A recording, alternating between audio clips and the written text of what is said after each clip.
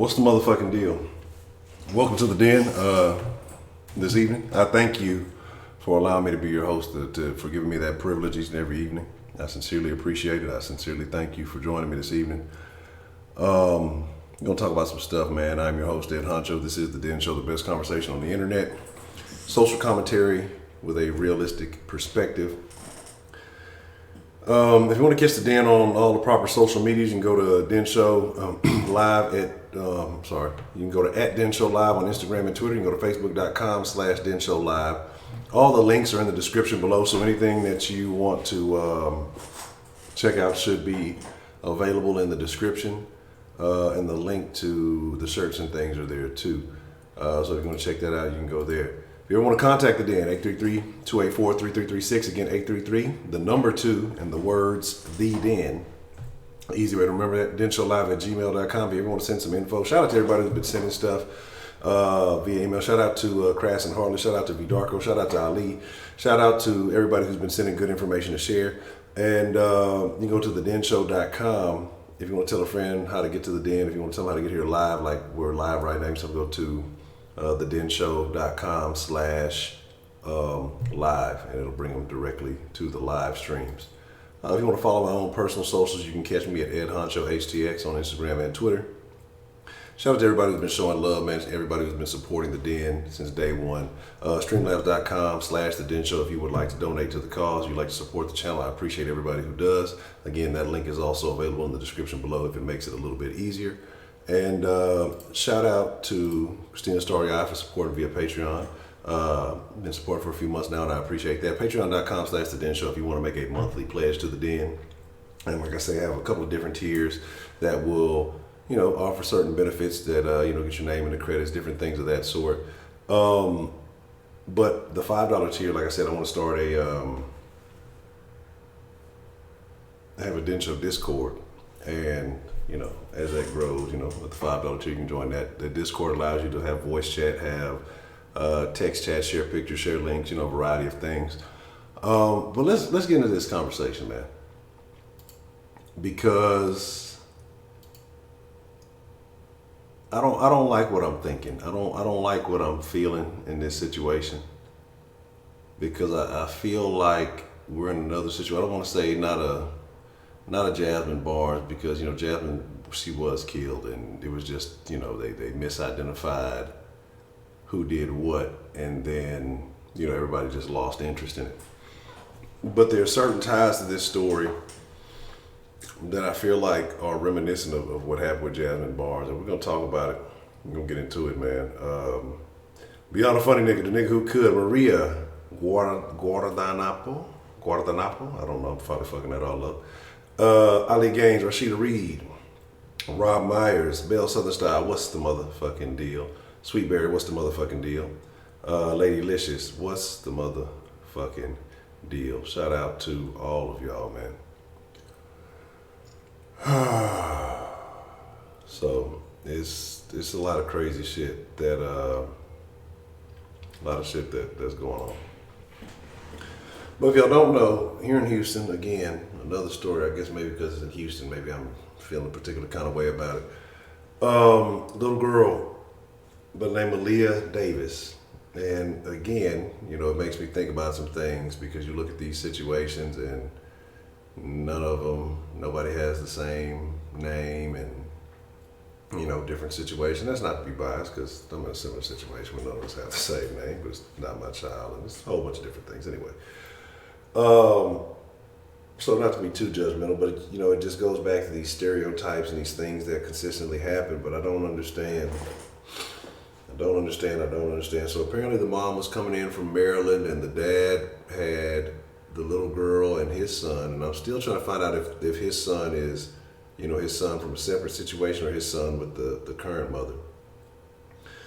Allegedly, hears a popping noise, like a tire went flat, goes and pulls over to the side.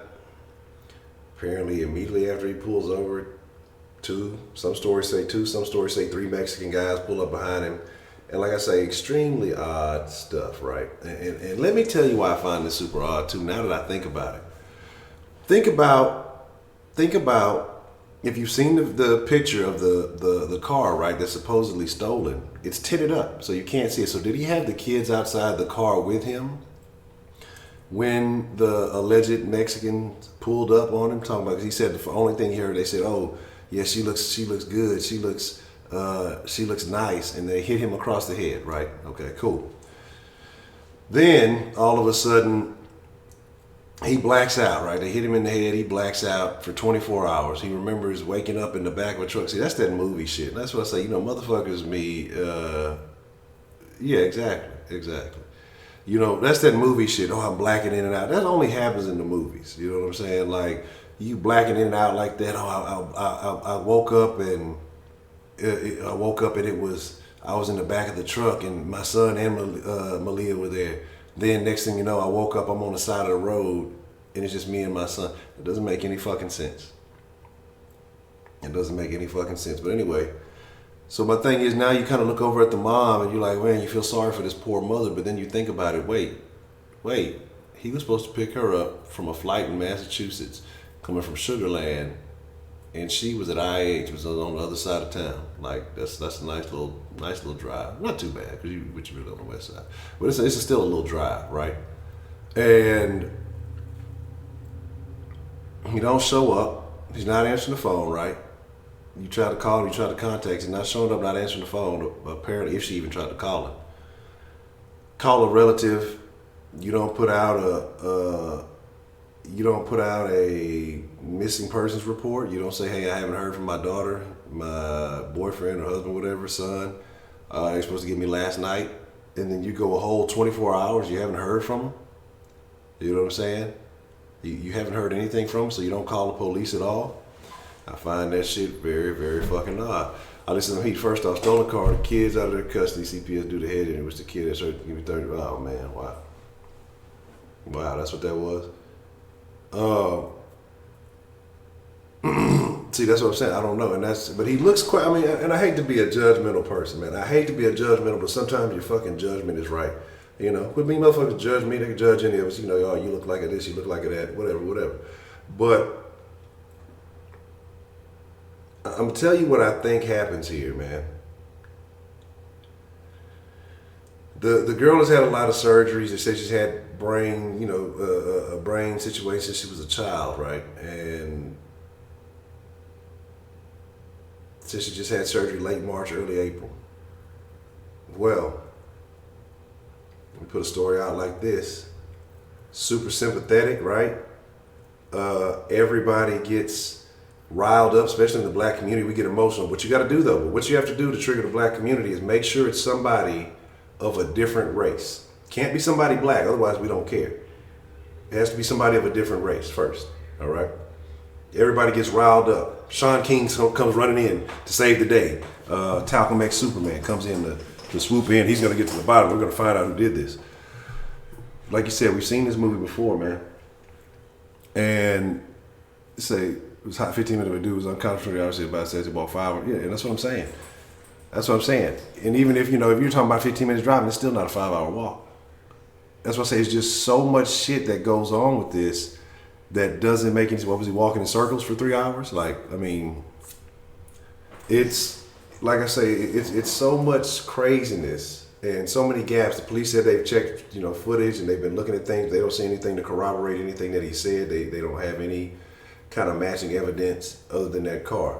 But like I said, that car window was tinted, but yet the people came up to him. If he was on change of the flat, why do you have your kid? Why do you have a 2-year-old and a 4-year-old outside of the car? If it was a flat, so you're telling me they had time to kidnap you, throw you in the back of the truck, change the tire, drive off, do all this other stuff?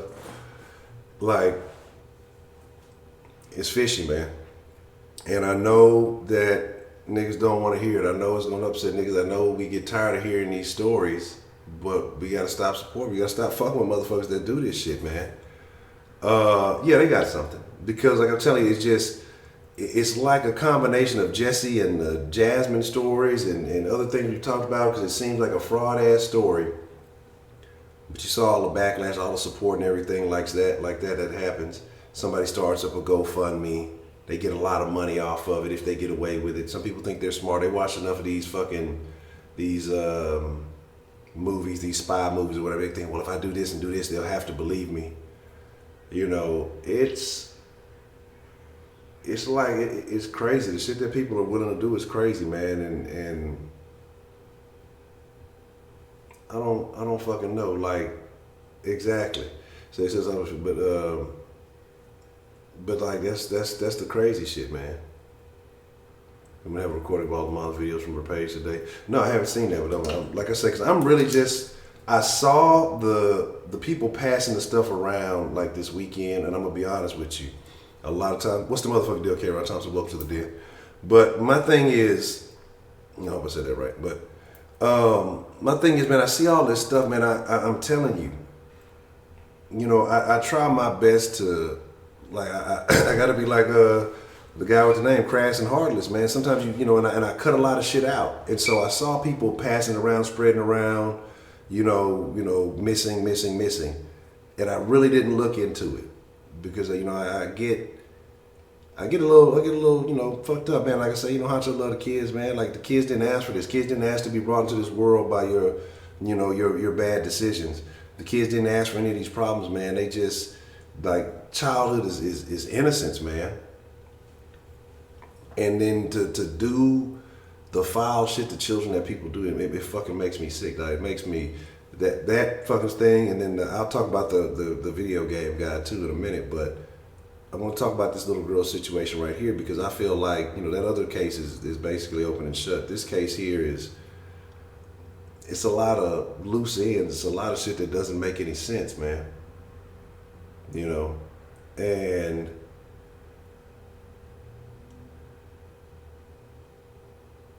oh, word, she got a Secret Santa a few years ago, huh?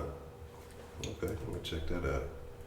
Like I say, a lot of this, like I say, I'm just kind of reading more into it. It's a lot I still need to check out. I mean, I'm just telling you, man, it's just fucked up, man, because it's like she been online defending minority people. Yeah, she's trashed. And like, let me tell you something, man. Let me tell you something. They don't know, but Maria, I mean, let's be honest, and I hate to be cold, but we got to keep it real in the den. We've seen this story, like Rob said, man. More than likely, that poor girl is somewhere. Who God knows where she is, and I hate to even think about it. But yeah, I saw that somebody talking about that she sees stroked out. He put her somewhere, snipped. She had multiple brain surgeries on the last month. Needs a lot of care. So, yeah, and that's what I'm wondering, man. I'm like, here's the thing. I don't know the people. I don't know how unfit or fit they may be. But having a child with issues like that, it's a lot of work. Maybe more difficult than what they anticipated. You know what I'm saying? Oh, yeah. Okay, they had her before due to her head injury? Okay, yeah. They said the car was stolen, but I don't believe it. I don't believe the car was stolen. Because, again, if he got out because he said he heard a popping noise, thought it was a flat, well, was the car on flat or not? So you telling me that you got out, had enough time to didn't have enough time to check the car out and got hit in the head? Was the car on flat or not, man? You know what I'm saying? But again, I'm looking at a lot of different angles. You got a child that may have, I don't want to say she's special needs, but she's got issues, man. And you got parents who don't want to deal with that birth. She got her a new man. I don't know what the mom looks like, right? You know, the thing about it is, you got some of these moms that want a man so bad they'll throw their children out under the bus, damn near literally, just so a man will be interested in him. Because how does they take the girl? They don't take the son. How does a 2-year-old survive something and the 4-year-old is now missing? Like I say, I don't. There's too many loose ends in the story, but the thing that comes out of this is, I don't believe the dude, and I believe the mom is in on it. Like I say, you know, I don't know what they got going on, but some people, and this is a fucked up way of thinking, but there's some fucked up people out there. I'm gonna keep it real with y'all. She's having all these surgeries. She's having all these issues. It would be easier on our life to stage something up, get rid of her, and, you know, put it out there. We get a little GoFundMe money. You know, everybody's getting GoFundMe stuff now. You know, we might make a $250,000. You seen the motherfuckers who helped the homeless guy? He had $400,000 or something like that. That end up being a big ass scam.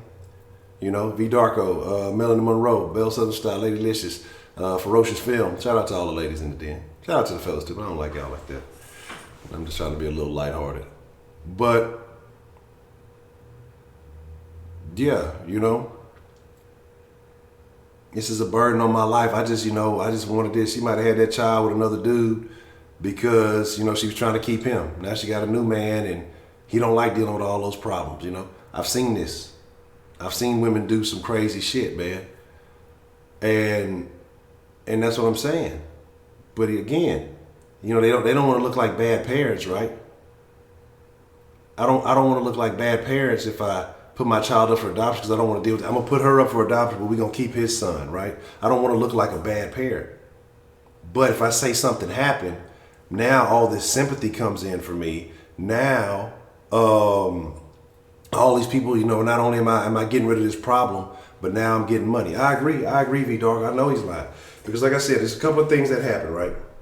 And like I said, I keep hearing different numbers in the story, how many Mexicans it was. It was 2 Mexicans, it was 3 Mexicans. Again, you got to, with these stories, if you want black people to get behind, you got to use a different race. 21-hour gap in the alleged assault time. And then when he supposedly woke up, then walked, 5 hours to get to where he's supposed to be going, man. You know what I'm talking about? Like, prepaid, what's the motherfucking deal? Luis, what's the motherfucking deal, man? Professor Trill, what's the motherfucking deal, man? You say 2015, read Walmart Secret Santa Kid, okay, gotcha.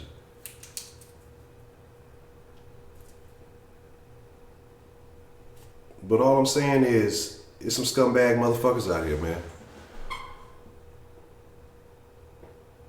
There's some scumbag motherfuckers out here. That's what I'm asking. That's what I'm asking too, Ferocious. You were supposed to get picked up at 9 o'clock. You were supposed to get picked up at 9 o'clock, right? So this nigga said he was, unconscious till damn near 9 o'clock the next day? 6 o'clock the next day? Then walked 5 hours, said he ain't get to the hospital till 10 or 11? Didn't contact anybody, didn't ask anybody to use a payphone and any of those kind of things?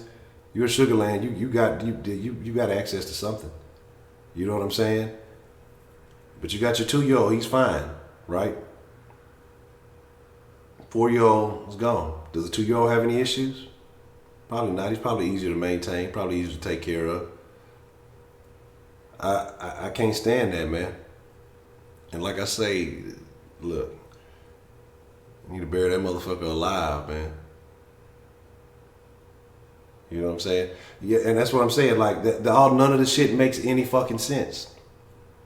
I remember being in the back of the truck. Where the fuck was they taking you? For tacos? No, I'm gonna feed them and then we're gonna dump them back. I'm like, what the fuck is you? Again, the story does not add up. It's not even close to adding up. You know what I mean? And it's frustrating because I'm gonna be honest about it. Like, it's not even about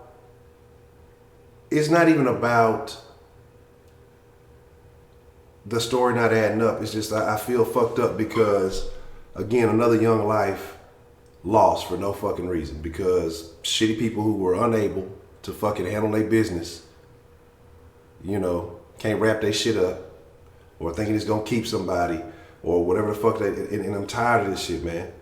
And I'm not saying it's just niggas, it happens with all kind of cultures, but for some reason it keeps on happening with us so much. And I'm tired of seeing that shit, man. Like, I agree with Rob when he say standards, you know.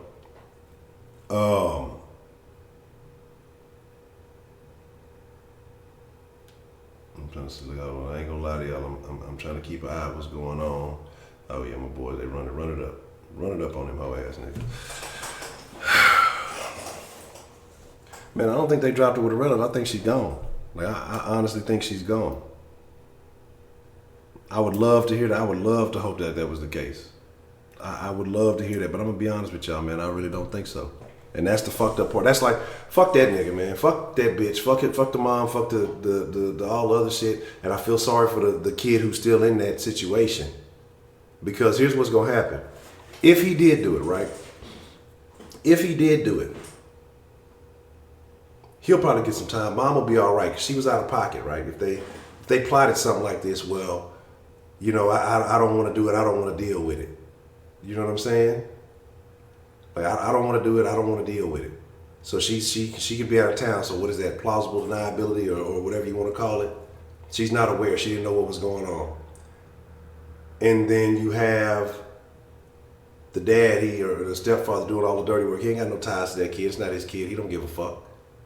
You know what I'm saying? He's a scumbag. He don't give a shit. So they go and he goes and takes care of whatever. She comes back, you know. She gets off. If anything happens, you know, it comes back to him. He got a big ass knot on his head. Motherfuckers will fuck themselves up for less. You know what I'm saying? Especially once the deed had already been done.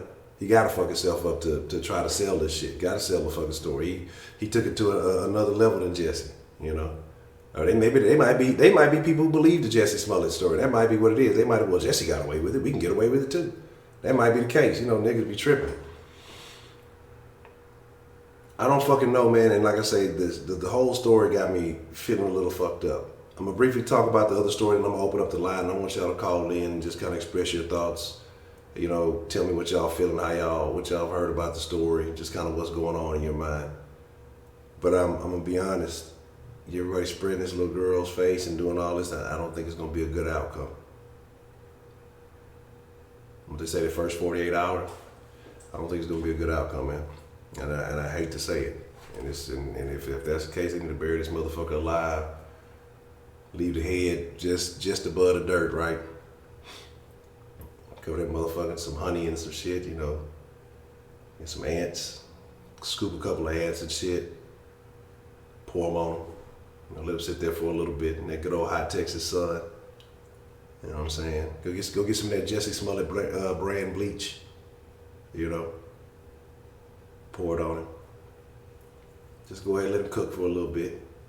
You know, after the honey, then run his course, put a little barbecue on it. You know, we love that Texas barbecue. But anyway, that ain't none of my business.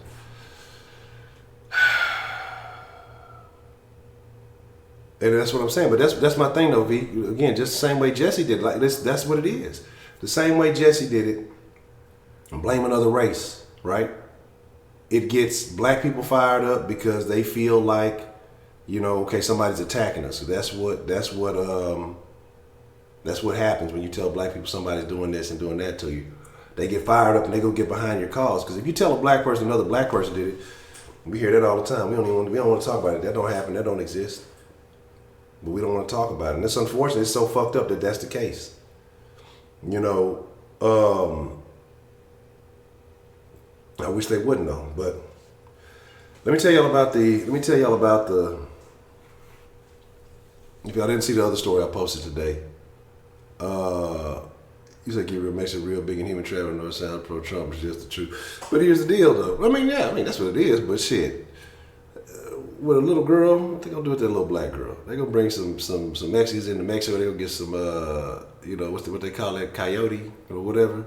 They gonna get some of that money. You know, if they leave them in the back of the truck, they don't care. They gonna get paid. You know, were they gonna take her back to Mexico? I mean, I know human trafficking is a thing, but I don't think that's it. Man, I'm hoping, man. I'm praying. I'm not a big praying man. Like honestly, like when I read the story that I just seen, I was like, man, this shit is fucked up because I hadn't known too much about it, man. Yes, I watched the video and I listened to the video. I didn't catch what line you may have been talking about, but it was that was a great song. It was definitely a great song. International. I'm thinking I'll do it her though. But my thing is just like, so you telling me that they was watching this dude on his way to the airport, tinted windows, so it's not like they just seen him on the side of the road. And like literally as soon as his tires popped, they out there hitting him across the head and gone. You know what I'm saying? So I mean, like I said, I just don't know. But let me tell y'all about the video game story, about another piece of shit parent, man. I call this, you know, nice news. Niggas ain't shit news. This ain't about everybody. It's just about niggas that ain't shit. I'm sad today. This shitty ass fucking news just has me fucking sad today. I'm not gonna lie. The kids, man, like the kids that they don't ask to come in this world. They don't ask to come in these fucking conditions. You know, they don't ask for any of that fucking shit. Yeah, she clocked it with a crowbar. So 1-year-old, 1 month old, because the stories, like I say, when you get stories from different outlets, you know what I'm saying? from different outlets, it's misconstrued. So when I first read the story, it was about a guy hit his kid because he lost at a video game. They ain't say what game. But he sounded like one of them niggas that own a PS4. You know, y'all PS4 niggas can't keep y'all shit straight. But, you know, all jokes aside, he lost the game, punched his kid, picked the kid up to go make him a bottle, dropped him on the way to making the bottle, got his bottle, set him up in the room or whatever. Then he said he went to go to the bathroom. He come back that the kid looked like he was in distress. Nah, no shit, goofy ass nigga. You know, stupid ass looking little boy. And then he called the hospital. So like I said, as I looked at it, and I was only gonna read that one article, but for some reason I had brought that other article up right beside it from the actual place. I read that first article before I recorded the other one I didn't read. And then when I saw that shit, that the baby had fucking died, and when I read that he was facing murder charges, like, oh yeah, I mean, the baby died. That shit had me fucked up, man. Like, and I shouldn't give a fuck, right? Cause I don't have any biological children. Should I be caring that much? You know, should I only give a shit about, you know, the kids that are related to me? Should I care that fucking much? Drug payment? I don't know. It could be anything, man.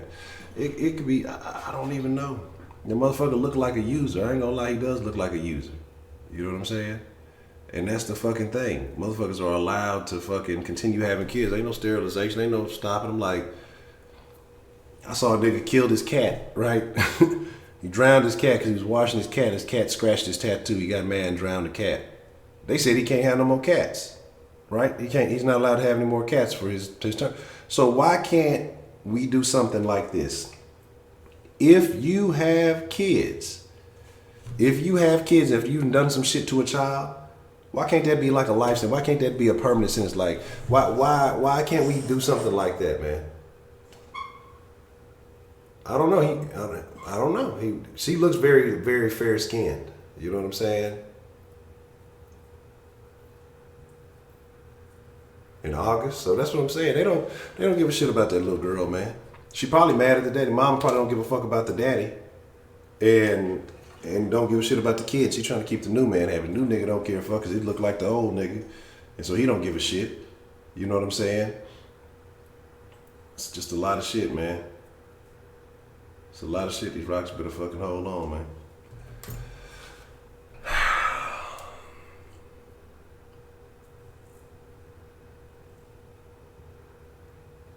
Like, that dude on some shit. He on some dope, man. Because he looked like he fucked up. I want a dope fiend to come up with a plan like that. All right, you know, we're going to do this, and the third. Dope fiend going to put the dope in front of everything. The user going to put the dope in front of everything. And shit, he like fucking hit me in the head with this whatever. Pipe, bar, whatever the fuck. You know what I'm saying? I seen what she said about that Maleah's head injuries and investigated physical abuse resulting in her and her brothers being removed from their home in August, Tiffany. But like, I don't fucking know, man.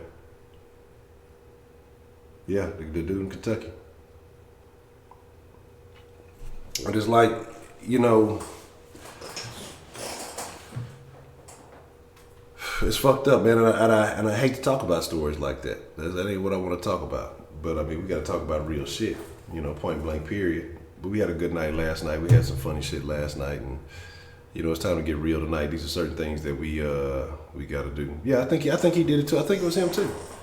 You know, motherfuckers try to be, you know, they trying to be. So is the 2-year-old hers too, or is the 2-year-old just his? Did the 2-year-old get removed too? Man, look, I'm telling y'all, I'm not even finna get into it. Let's just open up the line, man. I want to know what y'all thinking. I want to know what's on your mind, man. Y'all can call in, express your thoughts. Let me get the system on. Let me get it all set up.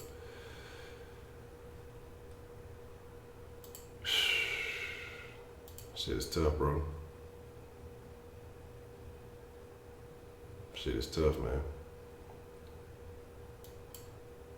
So she just got fucked up people out there, man. Like, I have been in my own right, and sometimes I can be real cold-blooded. You know what I'm saying? I can be female pimp. What's the motherfucking deal? I agree, man. I think the mama was in on it too. She just tried to play her angle like she wasn't in the mix. What's the motherfucking deal? Who we got calling into the den this evening? What's good? It's prepaid. Prepaid, what's the motherfucking deal, man? Good to hear from you. Man, look here, bro. I'm going to say it because it needs to be said. When the story first broke, I knew something wasn't right about this shit.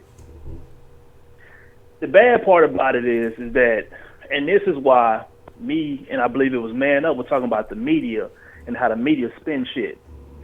When the little girl come up missing, the first thing should have came out after the girl came up missing was, hey, Amber Alert, we got the Amber Alert, everybody found out the girl, who she was, had a picture of her, right? Mm-hmm. If she had already been suffering from head injuries and had to have those surgeries in August, why we found out a whole day later? Yeah. Anything that's been reported to Child Protective Services is public information. Mm-hmm. So let me explain to you how this shit really worked. They knew the shit already, but the way the media works is now, everybody's into the feel-good story. Yeah. Everybody's into the feel-good story. That's the problem. The news should be the motherfucking news. Mm-hmm. The news is this little girl's a 4-year-old and got beat by somebody and had to get brain surgeries in August. That's what, 6-7 months ago? Yeah. She returned home in February. Think about what that does, because if that's what's going on, it gives the person who abused her that much time to get their story together. The attention should have been on this nigga from the jump start. Not 3 Mexicans who came in and kidnapped niggas the day before Cinco de Mayo. Mm-hmm. The last thing Mexicans worried about is kidnapping people the day before Cinco de Mayo. But that right there alone should tell y'all how the media manipulates stories. See, if the media go out here and say, oh, a little black girl's been kidnapped by some Mexicans, like all the niggas like, man, fuck this shit, we got to ride. Mm-hmm. We got to send our money. We got to start the GoFundMe, you know what I'm saying, fly Al Sharpton down here, and then it's time to, collect and talk about, protect our little black girls. Y'all don't give a fuck about little black girls, because y'all sent them back home with this crazy motherfucker. Mm-hmm. The shit fucked up. I'm going to say it. When the story broke, the first one came to my mind was Jasmine Barnes. Man, exactly. Exactly. And that's the saddest shit, because we've seen this movie before. We done seen this movie before. Because all he doing is throwing you off the trail for a couple of days. Oh, man, I got kidnapped. They hit me upside my head. Stole my girl. I mean, I don't know what happened. You lying, motherfucker. You lying. Today is Monday. I give it to Wednesday, and I'm gonna tell y'all straight up, it ain't gonna be. It's the worst thing y'all thinking right now is what happened to the little girl. That's what really happened. Wasn't no Mexicans, none of that shit happened. Because we keep on seeing this shit, bro. We keep on seeing this shit. If you don't want the little girl, just put her up for adoption, bro. Let her stay with a family member. Give her a chance to live her life. Y'all are up here beating a 4-year-old. Who the fuck beats on a 4-year-old like that? Shitty ass parent, motherfucker who ain't built for it. Bro, motherfuckers who ain't supposed to have kids, no fucking way. Because they ain't going to change their life regardless of the fact. And I guarantee you it's going to be some old fucked up shit why he did it. Got tired of hearing her crying, owed a couple dollars. Just all kind of stupid shit, bro. This shit is senseless, it's pathetic, and it got to stop happening. It got to stop happening. And please, listen, niggas, please don't call in talking about what about other communities. I don't give a fuck about no other community. I'm talking about us. This is the second story we done heard within the last 6 months. It's very similar. Shitty ass parents and they lies. All lies. Jasmine Barnes' mama lying, talking about somebody was just shooting at some white man rolled up and shot at her. You lying motherfucker. You knew the nigga who was shooting at you already. Got your daughter killed. Like, I'm just mad, truth be told, Honcho, I'm just fed up, bro. I'm just tired of this shit. I got kids. I'm tired of hearing about shit like this. If you don't want to take care of your kids, don't have them. If you got kids and don't want them, man, give them up for the adoption. That's it. I'm done. All right, Prepay. Appreciate the call, man. And I agree, man. I agree 100%, man. The shit is nonsense. And the thing is, yeah, the other community shit is irrelevant because this has impacted our community. But if they doing it to themselves, it's not impacting their community. It's impacting our own community. Like, it's time to stop with the whataboutisms and all that bullshit, man. Like, it's time to start holding motherfuckers accountable. Like Rob said, standards. Like, and some motherfuckers ain't gonna change, man. I know, like I'm telling you, it's just, and there's nothing wrong with black mothers, Maria. It's shitty people, shitty parents, shitty parents. It's shitty white parents. I just seen a story about some shitty white parents leaving their baby to die in the damn, the little, what is that? Not bassinet, but whatever the little swing shit is. You know what I'm saying? Fucking, you know, the shitty Mexican parents, shitty black parents. The shitty parents of all, shitty people are shitty people. Like, don't matter what fucking race you are. A shitty person is a shitty fucking person. You know, but I'm speaking specifically black because, again, I being a black man, I see more black issues. That's what I recognize. That's what I'm gonna talk about. You know, but this is not to negate that it don't happen all across the motherfucking shit. Like it doesn't negate that it happens to everybody.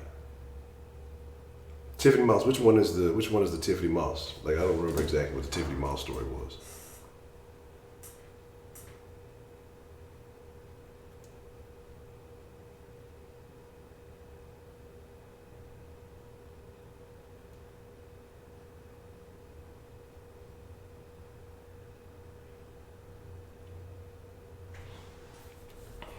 Oh yeah, PJ Tucker, motherfucker. I see it. I'm not watching it, but I'm seeing it. You know what I'm saying? Yeah, yeah, man. I'm telling you, Heidi Mag, she losing money on these bets. But all I'm saying is this, man. All I'm saying is this: is just that you really got to be stepmother starter kid. Oh man, that shit happen all across the board, man. That shit happen all across the board. Like, my thing is this, man. It's like. And this is why I say I don't blame a lot of this shit. Oh, it's this and it's that. Man, it be young motherfucking people. Oh my God, my fucking ears. I be forgetting to cut the shit off. But young motherfucking people fucking you off, man. You know, I'm trying to figure out what Mexicans ain't celebrating Cinco de Mayo. I got some Mexican partners that don't even speak Spanish. They celebrate, goddamn. What's the motherfucking deal, man? Who we got calling into the den this evening? Lady Licious. Lady Licious. Man. How you doing this evening, Lady Licious? What's on your mind? Man, sad as hell. That shit is crazy. And you know, it's both of them. Both of them in on it. Because who the fuck sits here and waits at a motherfucking airport thinking that your boyfriend or husband, whatever, your boyfriend come to get you, you know what I'm saying, and you don't 24 hours supposedly go by that this man was knocked out. And what about the kid? They don't say nothing about the son being, you know what I'm saying, unconscious or anything like that. You know what I'm saying? But for the mother not to have any kind of, like, you know, be, you know, thinking about, oh, what's going on? I can't get in touch with him. You know what I'm saying? Like, I'm going crazy if I hear the motherfucking ambulance drove by and my husband, he riding motorcycles and shit now. You know what I'm saying? Man. I'll be scared, especially if he don't fucking answer. You know what I'm saying? Man, like, I know my old lady, man. I'd have to pick her up from the airport. She'll go back to, you know, L.A. or whatever to go visit her people. She'll call, you know, when she touched down. You know, it ain't too far from the airport. Let me be 5-10 minutes. You know, like she called and blowing up the damn phone. I gotta cuss her out, but they stop with the nonsense and the bullshit. I'm right here. You know what I'm saying? Hell yeah, like where the fuck you at? But you know, but yeah, man, you know. You exactly, and I'm talking about, and then you don't get in touch with them. You mad as a motherfucker, and I'm talking about, I would have been, you know, after a while, you know what I'm saying, I would have really been concerned, especially because this motherfucker got my child. Yeah. You know what I'm saying? So I would have really wanted to know what the fuck is going on. You know what I'm saying? So I would have been calling police and every damn thing. You know what I'm saying? Like, damn, well, this dumbass thing got pulled over or some dumbass shit like that. You know what I'm saying? It don't matter whether you worried or mad, but you still gonna think about your child. Your child is still with him, and from what I've read is that the little boy is his, not hers. Okay. But DSS has picked up the girl and 2 other boys, which I guess was her kids, but they was returned back to the home, and that's the reason for her head injury. They said that she fell down some steps, and that's why DSS got involved with all the bruises and shit like that. And they actually took the kids from the home. And that's that head injury that she's got. This is the surgery this is what it's about. That's where it's from. And that's fucking crazy. Really? You know, it makes me think something super fucked up. If you can't turn to your own mama for love, who the fuck do you turn to in this world to love you? Who is there to show you love? You can't get it from your own mama. The person No. who gave, person like where do you get it from, man? Or if you don't even you can't get it from home at all. You know what I'm saying? Like that shit. Man, why you even have kids? For what? You know what I'm saying? There had to be something out of some kind of, gain from it. I don't know what you would gain from it, because all you doing is putting yourself, whether you get fucking help from the government or fucking food stamps or whatever. I mean, you still hurting. You still got to take care of a living thing that you created. Like, what the fuck? I can't even imagine. I could not even imagine. You know what I'm saying, doing something like that to my child. Like, it's super crazy because, I look at a lot of these situations. A lot of y'all, like I tell y'all, the situation I'm in. Like I said, I don't have any biologics of my own. My chick, she got a kid. And from time to time, she be with me, or she'll be upstairs, I'll be doing whatever I'm doing.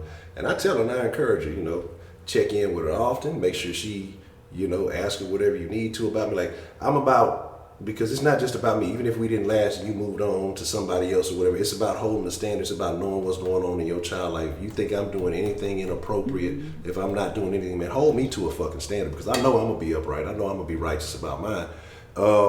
And so, like I say, just whatever you got going on in your life. So I say, man, call her, hey, whatever. I'm never going to restrict that. And she's never had an issue, because there's no reason to have an issue.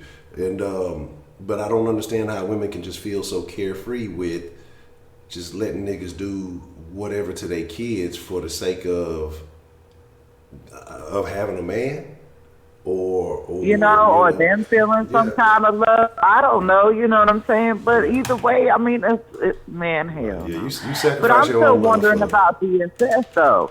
That kind of pisses me off too. This is too many times where we hear that DSS motherfucking takes children and brings them the fuck back. You know what I'm saying? You had reasons to motherfucking take the kids, or you didn't fucking take them. Like, I really don't understand how far does it have to go? And lately it really seems like, you know what I'm saying, it's the worst of the worst that has to happen for kids to be removed from a fucking abusive home. Man, the worst, it's until they end up dead. I mean, that's what it seems like now. It's just like it's like almost like you're doing them a favor. Well, we gonna take them away from you. But if these parents are already beating on the kids, if these parents are already doing shit to the kids that's fucked up, it's like you're just giving them a vacation. They don't want them kids anyway. So now you take the kids out of their life for a few months or whatever. They're like, cool, we get a vacation. Now they mad that you done brought them back. They probably end up doing more damage because you done brought them back. That probably might be the problem in this case right here. They was cool with their little vacation time. We ain't too many kids. We doing what we want to do to kids. Man, I knew some motherfuckers just like that. Like, it was just, they motherfucker was on powder and all this other shit. And, they had the one kid got taken away. And then, they straightened up enough, I guess, for the other kid to come back. And they back wilding out in the streets. I remember the little motherfucker come knocking on my door. This was a few years back when I was with, my old lady that passed away, and I'm cooling. That's when I was up to no good, but I'm cool. I'm laid on the couch because I fell asleep playing video games or something. I thought I was dreaming. Mm-hmm. She come walking in the room, and she holding this little kid hand. I woke up quick. I'm like, who the fuck? What the fuck is this? I ain't got no damn kid. Where these random kids coming from? But it turns out it's the neighbor motherfucking kid. These motherfuckers off, 3, 4 in the morning, out running the streets. Then left the kids at home by themselves. And the kids, like I said, little bitty kids, not even in school yet. Knocking on the door crying, where my mama? I don't know where my daddy at, and shit. I'm not I swear to God, that same shit motherfucking had. I swear to God, I've been in that same fucking situation where I've seen this shit with my own fucking eyes. The little boy looked like he had some kind of allergic reaction, hives or something. Like, I don't even fucking know. You know what I'm saying? At first, he came to my door asking for some water, and I was like, where is your parents at? I mean, he was a little boy. Like, he had to be, like, maybe 4 or 5, and I'm like, but he asked for some water, you know what I'm saying? He was crying, and I'm just like, where your mommy and daddy at? He was like, daddy gone, mom in the house. So I was like, okay, well, go home. You know what I'm saying? Like, I didn't even understand why the fuck he was out. So I'm just watching him, and he went inside. So I was like, okay, well, maybe she fell asleep, whatever. You know what I'm saying? Now here it is. I have to go to fucking work. And the little kid just banging on, he's outside again. Like, I don't know what the fuck he got. Like I said, I don't know if it's hives or, you know, the chicken pox or whatever. But, I mean, his whole body was just bumped the fuck up. Right? So he back outside and he's banging on the fucking door screaming, talking about, mommy, mommy, let me in. And I'm just like, oh, my God, you know what I'm saying? I wanted to take the poor baby, you know what I'm saying? But, I mean, I ended up calling. I ain't gonna lie, fuck that shit. Yeah, I did. Yeah, you know what I'm saying? Because that was, I don't understand how parents can do that. Yeah, and then just like kids, one man. kid, they tied the kid up on a fucking tree, you know what I'm saying? And motherfucker left his ass overnight, and this motherfucker died because of ant bites and shit like that. Man. You know what I'm saying? This was supposed to be some form of so-called punishment. You know what I'm saying? Like, what the fuck? And not to mention old dude that fucking hit the baby that you was talking about earlier today. I was so sad to hear about that shit. Like, what the fuck is wrong with you? You a grown-ass motherfucking man, and you getting mad over a goddamn game. You know what I'm saying? People like this should not have kids. Goddamn. You know? But yeah, I commend you too, because like I say, man, it's about the kids, man. It ain't about being no snitch, it ain't about being no off the wall shit. It's about the kids, man. Like, because if you didn't call, then that kid is in a worse situation, and it's not your job to take care of him. You didn't have him. I know people try to feel sympathetic, you know, for certain shit, but man, fuck that. You know, again, if somebody needs to intervene, it's not your job to intervene. You know, we out here trying to take care of ourselves as it is. You know. It's no, are you saying what? Huh? I must be hearing you wrong because fuck that. I'ma intervene. But that's what I'm saying. But I'm saying, but you can't be. Yeah, but I'm saying you can't be just saving everybody. Like, you know, you can't bring them out everybody. So what I'm saying is that you may do something now, but if you don't make this known, like it's a known situation, then this kid goes back to this home and continues to suffer on from these problems. So that's why I say I feel like you do got to get the laws intervened in this situation for a better outcome for that child. You know what I'm saying?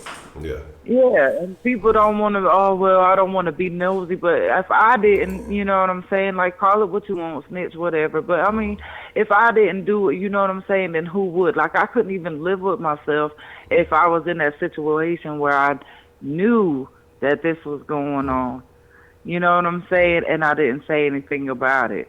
That would kill me inside more than anything, you know what I'm saying? Then, you know, like, that shit is fucking crazy. And just back to the story, I know I'm going off subject, but it's just so sad. You know what I'm saying? When kids are involved, and they didn't do anything to fucking deserve this. They didn't ask to be brought into this world, you know what I'm saying? So, but anyway, I think both of them are in on it. Like, I don't understand how he would be knocked out for 24 hours and she didn't fucking even have any kind of concern for her child or him or anything. You know what I'm saying? Even if it was about him, you know, but, and then, like I said, what happened to the little boy? There was a little boy with him, his son, you know what I'm saying? Like, I can't remember how old they said he was. Well, didn't they say he was 6? Which one? Who was 6 now? The one that was with him. He's son. 2. The son is 2 years old. 2. Yeah. And you telling me that you was on the side of the motherfucking road with a 2-year-old son, you bleeding like a motherfucker, and you telling me nobody motherfucking stopped? Everybody ain't that goddamn cruel in the world. Somebody would have motherfucking stopped. You're not finna tell me you walked miles and miles with a 2-year-old. And nobody fucking stopped. I don't believe that. I can't. I refuse to fucking believe that. Because if I would have seen that, I would at least call. You know, if I didn't want to stop, if I was scared, because people, you know, just like the gang shit. You know what I'm saying? I heard once upon a time, you know, that they was putting like for gang initiation. You know, that they was putting baby seats on the side of the road. You know, kind of like covered with a bloody blanket type deal, you know what I'm saying? So, you know, the lure, mainly females, because females are the main ones to be like, oh, you know, oh my God, you know, first. You know what I'm saying? That's the female's first initial response more. I wouldn't say men are insensitive, no, but it is what it is. That's why they did it. So the female would stop and get out of the car, and then the bitch would get jumped. You know what I'm saying? And raped, and that was a gang initiation at one point. That's what You know what I'm saying? shit. So, right. So, I mean, even if you were scared because of that, you know what I'm saying? Fuck that. I would have called the police or ambulance like, hey, look, there's a dude. You know what I'm saying? Where the fuck is 2-year-old child? Like, Yeah, because I somebody mean, fucking go help him. like I say, it's just it don't none of that shit make. And I mean, just like I say, when you say it out loud, and that's why I say this motherfucker got to be on something because the shit only makes sense to a dope fiend or a drug addict. Because if you when you say these things, these chain of events out loud, none of it makes sense. Female pimp, man, I appreciate the sub, appreciate that. But welcome to the den. You're now a degenerate. You're now a friend of the den. Welcome, you know, Yeah, from all of us, all the degenerates, and, you know. Okay, yeah. but anyway. But yeah, you know, but you know, none of this shit makes sense though. It don't make no motherfucking sense, man. You know what I'm saying? It's just it's tough. It's tough. And you know me, so you know me because I'll be the one that try to find you see what I did with Justice Smollett case. You know, shame on you for that. But you know, we still love you. Get that out of me today. I'm sorry. That shit just don't make no sense to me. There is no other way around. Well, could have and blah blah. Nah, it just no. They both involved. You know what I'm saying? Nah. They fucked up once, and they fucked up the first time. And now it's even worse now because they already didn't give a fuck to begin with. So now it's worse because they got to pay all these fucking doctor bills and everything like that. And, you know, to make themselves look good through DSS so they ain't watch no more, I guess. I don't know. But, you know, then for her to up and disappear and just for some random Mexicans to come and talk about she cute, how do you know? She was out the car. Yeah, that's what I'm saying. Like, nigga, it just doesn't make sense. You got 10 on that car. You talking about you checking on to see a tire. So what? And then what? It's supposed to be 9 o'clock, and she's supposed to be pulling up. So this is evening time. It's dark outside. You just got the windows down or something. So by the time they pull up on you, oh, she cute, blunk, then hit you in the head, and then you and then that's it. Like, that don't make no fucking sense to me, man. Like I say, they just. No. But like you ain't even see what the hell they hit you with. I know, you know, hell no. Come on, man. And then at one point I seen something where they were saying that he was riding in the truck. That his son and him was actually riding in the truck with the Mexicans. Yeah. And he was supposedly in and out of motherfucking consciousness for 24 fucking hours. Like, what? Like I say, that's some shit you see in a fucking movie. That's that old movie scene shit when nigga get hit by some shit and he black out, he over here, and he wake up, he over here. The next thing you know, you wake up, he in somebody's bed. How did I get here? Where am I? That's that old movie shit, man. Like, come on, man. Let's be realistic. Right. Like, man, come on, look. You know, Sodom came and got your ass or something. Like, no, stop it. Yeah, so that's what I say. This shit is all wild. And like I say, and that's what I had to hear when I was kind of trying to find out. When I heard that the son was with him, that's when I knew it was super fishy. That's when I knew it was super fishy. Once the son was still with him and the little girl was gone, so I'm like, yeah, it's a wrap, man. And that's terrible. It's sad. It really is. And I mean, I just want to say, you know, that I pray to God and send all my fucking blessings, and I know everybody else is thinking the same thing to that little girl, you know, and I hope, you know what I'm saying, but I'm already expecting the fucking worst because it is what it is. I mean, but I pray to God, I'm telling you, I'm sending my blessings out to that little girl for real. That's crazy. That is so sad. Well, Miss Licious, you know, I'm the same here. Like, I think we all hoping for the best outcome, but I think we kind of, like I say, like it's been said, we've heard this tale over and over again, and it never has a happy ending. But when it does have a happy ending, you know, it's great to hear, but it's so few and far in between. I don't think this is going to be one of them. With all the precedents that have been set before this, and with this particular family, I don't think it's going to happen. But right, you know, well. So what happened last night, Mr. Licious licking your ear last night? Huh? I said, did Mr. Licious I was at work, man. Damn, I had to close last night and then had to turn around and motherfucking open the day. I was fucking tired, yo. I did want to say something, but I forgot. And that was the other thing. Yeah, I know. But I'm gonna wait on that one because this right here is kind of a little serious. I try to, bring a little lightness to it. I'm trying to lighten up the mood myself. I ain't gonna lie, I'm feeling a little blue on this. Just listening to this shit. So I be trying not to make it too depressing in here all the time. But but that's a bit right. Miss Lisa, you know what I'm saying? Sometimes you gotta smile. I mean, but they need good vibes. I guess some kind of something. Dang. Yeah.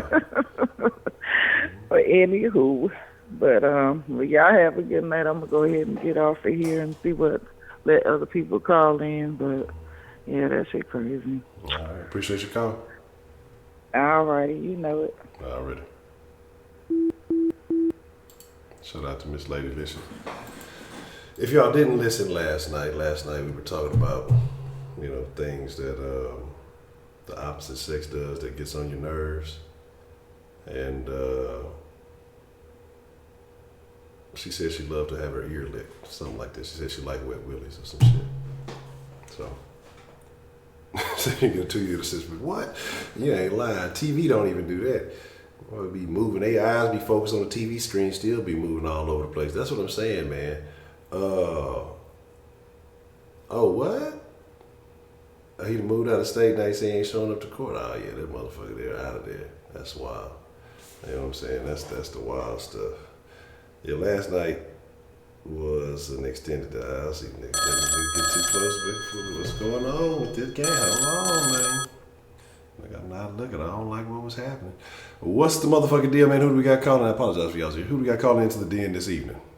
That's okay. It's Mel. Hi, Miss Mel, how are you doing? It's been a minute since you've been in it. How are you doing? I'm doing okay. I'm back in the hospital, so that's why I kind of been away for a while. But I'm feeling a little bit better, and this story, just kind of touched me a little bit because, I kind of came from a similar background. My biological mother. She completely lost her parental rights. Her parental rights were terminated when I was 10. But while I was with her, my biological father, he's pretty much been in prison my entire life. But my mother, she was one of those type of women who would put men in front of her kids. And she's got a total of 8 kids. I only grew up with one of my brothers and then 2 of my younger sisters. But the other ones were like adopted out, and she, it was just it was a very sad environment because, after her parental rights were terminated, I spoke with my mother when I was about 27, and I asked her, I said, why did you do all of those things, like to me in particular, like, I you guys know that I have sickle cell, but I have an older brother who's 2 years older than me, and he has a seizure disorder. And everybody, when we were growing up, they used to think that he was younger because I was always like a little bit more mature, but we both had these very chronic diseases. But my mother was so harsh to me. She would get angry and she would get upset. I remember one time, like, she spit in my face. She told me she hated me and that she wished she would have flushed me down the toilet when I was there. Like, my mother is just, and people always, like, I grew up in, like I said, I grew up in foster care, and then her parental rights were permanently terminated when I was 10. And so I permanently went into foster care. And because of my age and my illness, a lot of foster homes didn't really want to take me, so I ended up going to group homes, and that was really hard for me because I was kind of used to like the more family setting, and group homes are a lot different. You have to get on programs and level systems, and so I started running away and just other things, but she just I just feel for this little girl because, like I said, I was in that situation, and you're kind of forced to grow up. You're forced to, I remember, like, she would get so drunk sometimes that she would pass out and she would be vomiting, and I'd have to clean it up, and and she'd have all these different men. Now, by the grace of God, I thank God I was never touched or molested or anything like that. Not with her. A situation did happen though when I was like 14, and I was molested by a physician, but that's like that's a whole different story. But not while I was with my mother. But she, you know, like I said, I asked her, you know, when I reunited back with her when I was about 27, you know, and I said, why did you continue to have children when you knew that you were not mentally suitable to take care of us? You know, one time is a mistake, two times, that's a choice, three times, it becomes a habit. You know what I'm saying? And she would always give me this excuse like, well, you don't understand. You know, you don't know what I was going through, and I didn't have nobody to help. But you kept having children, and you lost custody. You either adopted us out, but I felt, and I kind of felt a sense of like, I felt like she was selfish with me because you kept me around. Like my other siblings, you allowed them to be adopted out at birth, but like me and my brother and my two younger sisters, you kept us around. And when I was 10, like she left me and my brother in a park. She told us to turn around and never look back.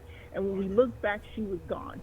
And so I took my brother and we went to a police station. And then I don't want to cry because I'm, you know, I'm kind of past it, but I guess when I talk about it, like it makes me sad because, you know, and people ask me all the time, like I said, I ended up going through an adult adoption when I turned 18, and I emancipated out of the system. A family from the church that I went to, they ended up adopting me. So I've been with that family since I was 18. But, you know, I know that people always, they're like, do you know your real mother? Do you guys contact each, like, do you talk to her? And I'm like, I've tried to reach out because I don't want to be like this angry woman. And I have a daughter and she's 12, and I could never imagine doing or saying these things to my child, or, you know, and even though me and her father, like, we didn't work out, I always knew, like, I would just never lay down with some nigga that I knew for a fact, like, if something was to happen and we did not work out, that he would just walk out on his child.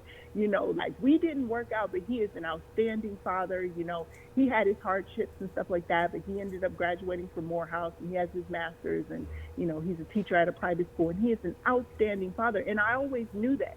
And there were times that, you know, he wasn't great to me, but he was always good to our daughter. And I knew, even though when we first started dating, it was very rocky efforts, but I genuinely knew that he was a good man. And I always knew that even if we did not work out, you know, we got to about 7 years and then we called it quits. But I always knew that if this didn't work out, that he would be a good father if I was to have. And I think these women know, like, these women, you know, when you laying down with some nothing ass nigga who I just, you know what I'm saying, for people to be like, oh, well, I didn't know he was going to be, no, yes, you did. Don't do that. Don't fucking do that. Because we all know, we have witness intuition. We know what it is. When we be laying down with these niggas, okay? We just know. We don't, you know, some of us may not like to be, you know, we don't want to be honest with ourselves, and we try to be like, oh, you know, I was young and da-da-da-da-da, but, you know, at the end of the day, you have to accept responsibility, hold yourself accountable, and, you know what it is. But yeah, I just, you know, this entire situation is just so sad. And, you know, like the other, you know, like Miss Lady said, who, you know, had called in previously, you know, when you are a child, like children, you know, we have not asked, we didn't ask to be here. We didn't ask to be born. You know what I'm saying? You brought us into this world just like I brought my child into this world. But again, I brought my daughter into this world knowing that I did not want to make the same mistakes that my mother made with me. And it does make me a little nervous, you know, now that I'm married and people are like, well, do you want to have another one? And it kind of frightens, because even though I didn't marry my daughter's father, you know, but I knew that he would be a good father, but it's still, like in the back of my mind. And now that I'm married, I'm just like, I don't know, like if I really want to have another one, just because that's scary. Like that kind of traumatized me, because everything that I, you know, I wanted the 2-parent home for us. And even though we co-parent very well, like don't get it twisted, like we are, you know, we go on trips together. Last year we took her to Disney World together. So everybody gets along. Everybody is, you know, grown, and we take care of her, and she's very loved, and, you know, very, you know, all that good stuff. But, you know, I think, you know, we still all want the whole fairy tale to be married to the person that you know, have children with. And, that doesn't work out all the time, clearly, but it just makes me nervous about having another child, even though I'm married. But just all the stuff that I've gone through, that's something that I think about. Like I don't want to just be having babies with, with different guys. And so, this story just, it's just disgusting. And I hate hearing about stuff like this because it makes me so sad. And because it is a situation, an issue that is very close and near and dear to my heart because, like I said, like I've been through, like I've gone through that. And, it leaves a hole in your heart, not, even though, like I said, I'm very loved by my adopted family. And I don't too much think about my biological family very often, but it has caused me to have issues that I had to go to therapy for because I didn't even know that these were things that I was harboring inside. I thought, to me, I was like, you know what, I forgive her. It is what it is, but I had certain behaviors in the way that I would interact with people, and my friendships and relationships. There were things that because of what happened to me, it was starting to manifest itself in my behaviors. You know what I mean? And I had to deal with that. And it just, like I said, this young girl, like she, and people like to say like, oh, you're a product of your environment. And that is somewhat true, but I do feel like, kids who grow up in situations like that, they either go one or two ways. They either do the exact same thing or they go completely in the other direction. And that's what I did because all the time, the entire time that I was going through the system, I constantly told myself, I'm not going to end up another statistic. I'm not going to end up in the welfare system. And, I'm going to go to school. I'm going to have a husband. I'm going to, you know what I mean? I kept telling myself these things because that scared me.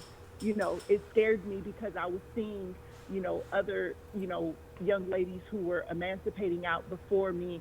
Matter of fact, there was a girl who was 12 years old. She ended up getting pimped out. And so, I was having roommates who was, jumping out of windows and being in cars with niggas, picking them up at the bus stop. Like I was seeing all this stuff. I was being exposed to so much, but I was constantly telling myself like, that is not going to be you. You know what I mean? Like you have the ability to do something different with your life. You don't have to follow in her footsteps. You don't have to, you know what I mean? You don't have to repeat this cycle. Yeah. And so that was something that kind of helped me along because I didn't really have a lot of support. And I think that, I didn't really have too many positive women who were in my life to kind of influence me. I had a few people here and there who, who wanted to see me go in the right direction. But for the most part, I should have been, I should have been one of them girls out there, 15 years old, pregnant, you know what I'm saying? Like everything that had happened to me in my life, like that was supposed to be my story. And I'm proud of myself that I was headstrong enough to make sure that I stayed in school. And like I said, I strayed off for a minute and kind of, went and did my thing, but I always got back on track because I always knew that at the end of the day, I only have myself, because I didn't have nobody to fall back on. I didn't have any type of support. There was a lot of girls, that I was in those group homes with that, they had an auntie or they had a cousin or they had, they would go on their weekend passes and I didn't have that. You know what I'm saying? Like my weekend pass, I was stuck with the people at the group home.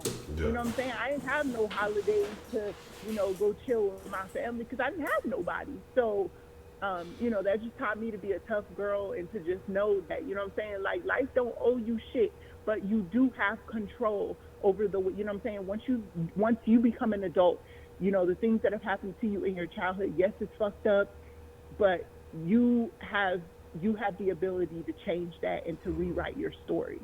So I just hope that this, even though she's young now, I pray that, but this is just a fucked up situation. It's just real fucked up.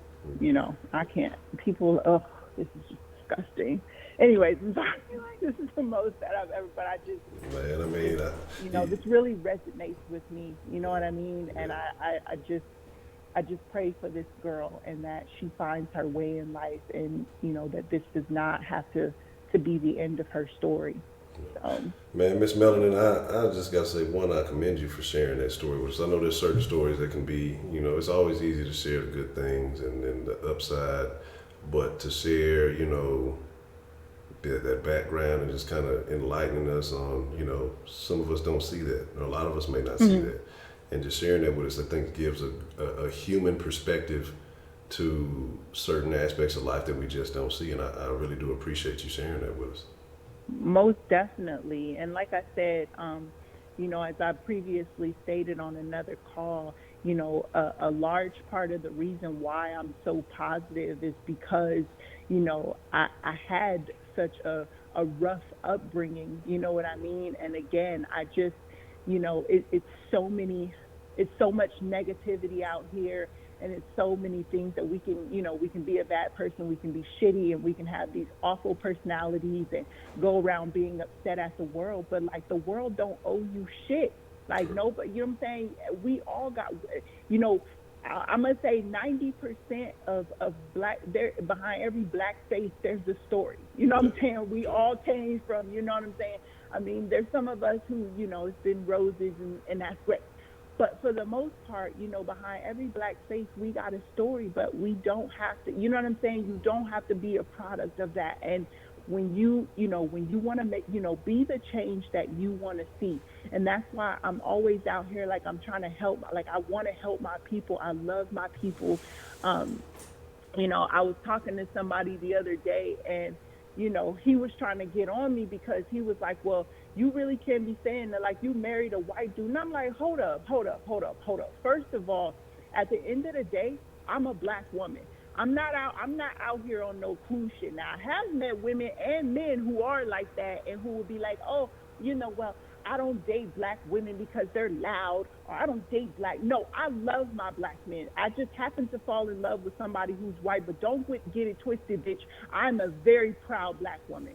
Love being black. I love my culture, my race, my history, where I come from. You would never see me out here on some cool shit talking about, oh, I love white people. I'd rather be around. No, bitch. I like being around my people. My husband just happens to be white.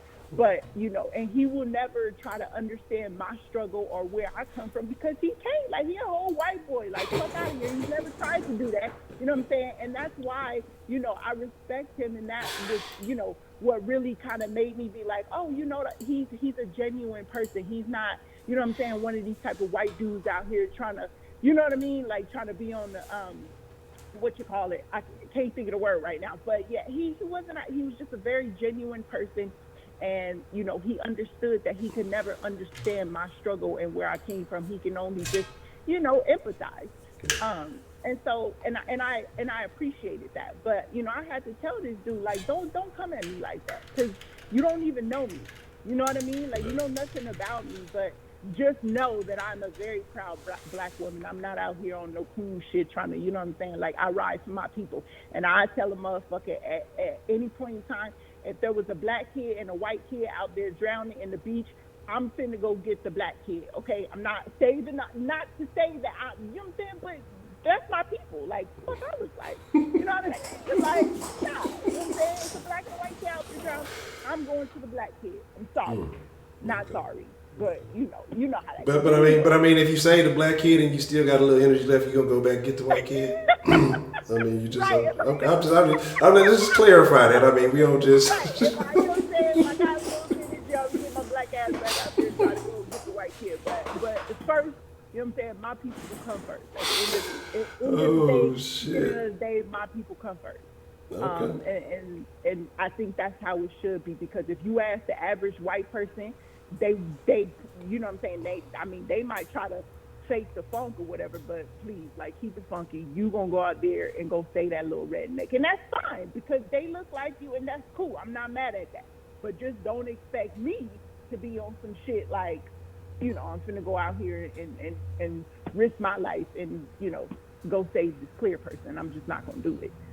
Not at first. Like I said, if there's a black and a white, I'm gonna save my people first.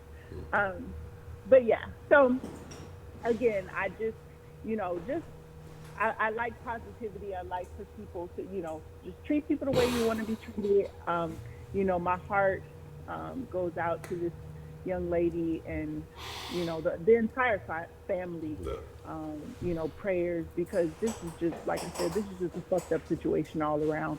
And it's too many stories like this. We hear too many, you know what I mean? We hear too many stories like this, especially in the Black community. And it's just, you know what I'm saying? We got to stop this shit. We got to stop this shit. So, Miss Maleah, one more question for you before we wrap it up. Are you Huh? gonna? I said one more question before we wrap it up. Are you gonna be joining us in Vegas in November? Oh my God! So we came up with a plan, like an actual plan. Like we gonna get. I'm gonna get with Miss Carter. We gonna get some details lined up, but we aiming for November, Vegas, That's and what's up. so In that's the November, goal. that's my birthday month. Let's Oh, wow. go. Okay, Yes. okay. Well, the turn up will be real. Okay. Yes, most definitely. That's what's up. So yeah, make sure y'all keep me posted on that. And like I said, just with my health and stuff, sometimes I may just kind of be in and out. But if there's a way, like an email or something, you know what I mean, like slide me the info via email or whatnot, and just keep me posted with stuff. Okay. I got you. I'll Yeah, so I'll send you via the text message. I'll send you the email. Yep, no doubt.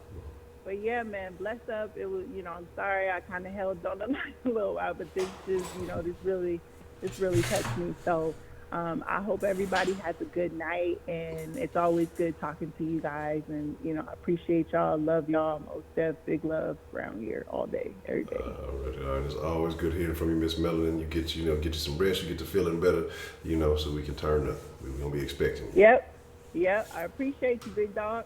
All right. I appreciate it. Okay, bye. Have a good evening. Goodbye. You too. Man, bet. So your parents' anniversary, we gotta take care of that first. It's like it's gonna be the weekend of the Texans bye week. So that's when it you know what I'm saying? No, we still going. We go for about, like, say, 2 hours every evening, so we still got about 40 minutes of good conversation. If y'all want to call in, the number is still up. Shout out to Melanie, man. And I want to shout out to my boy Edwin too, because he shared a similar story. And I appreciate you, because I know you got to dig deep to share those kind of stories with people. And people need to hear that, because some of us, we feel like we had it tough or we had it hard. Everybody feels like they had it hard. But man, I always say it's always somebody who had it just a little bit harder than you did, man. It's somebody that had a life a little bit tougher than yours, and they came up. And if people would start looking at life like that, realize that somebody had it harder than you, but what changed their life is they changed the way that they were thinking. And when you change the way that you think about shit, your life will change. That's how things have changed for me, and I'm still progressing and figuring some things out. I was also off the wall shit for quite some time, but as I started to get my mind right and started to figure shit out, and I see it happening, coming to fruition daily, every day in my life, man. That's why I try to spread that message. That's why I try to pass that along to others. People get mad at you, oh, you this and that. Nah, man, I'm telling you what the fuck works. You think a certain way, you keep having the same problem, that's on you. When you change the way you're thinking, the outcomes fucking change, man. Again, I apologize if I ain't been cutting the ring off the phone. What's the motherfucking deal, man? Who do we have calling into the den this evening?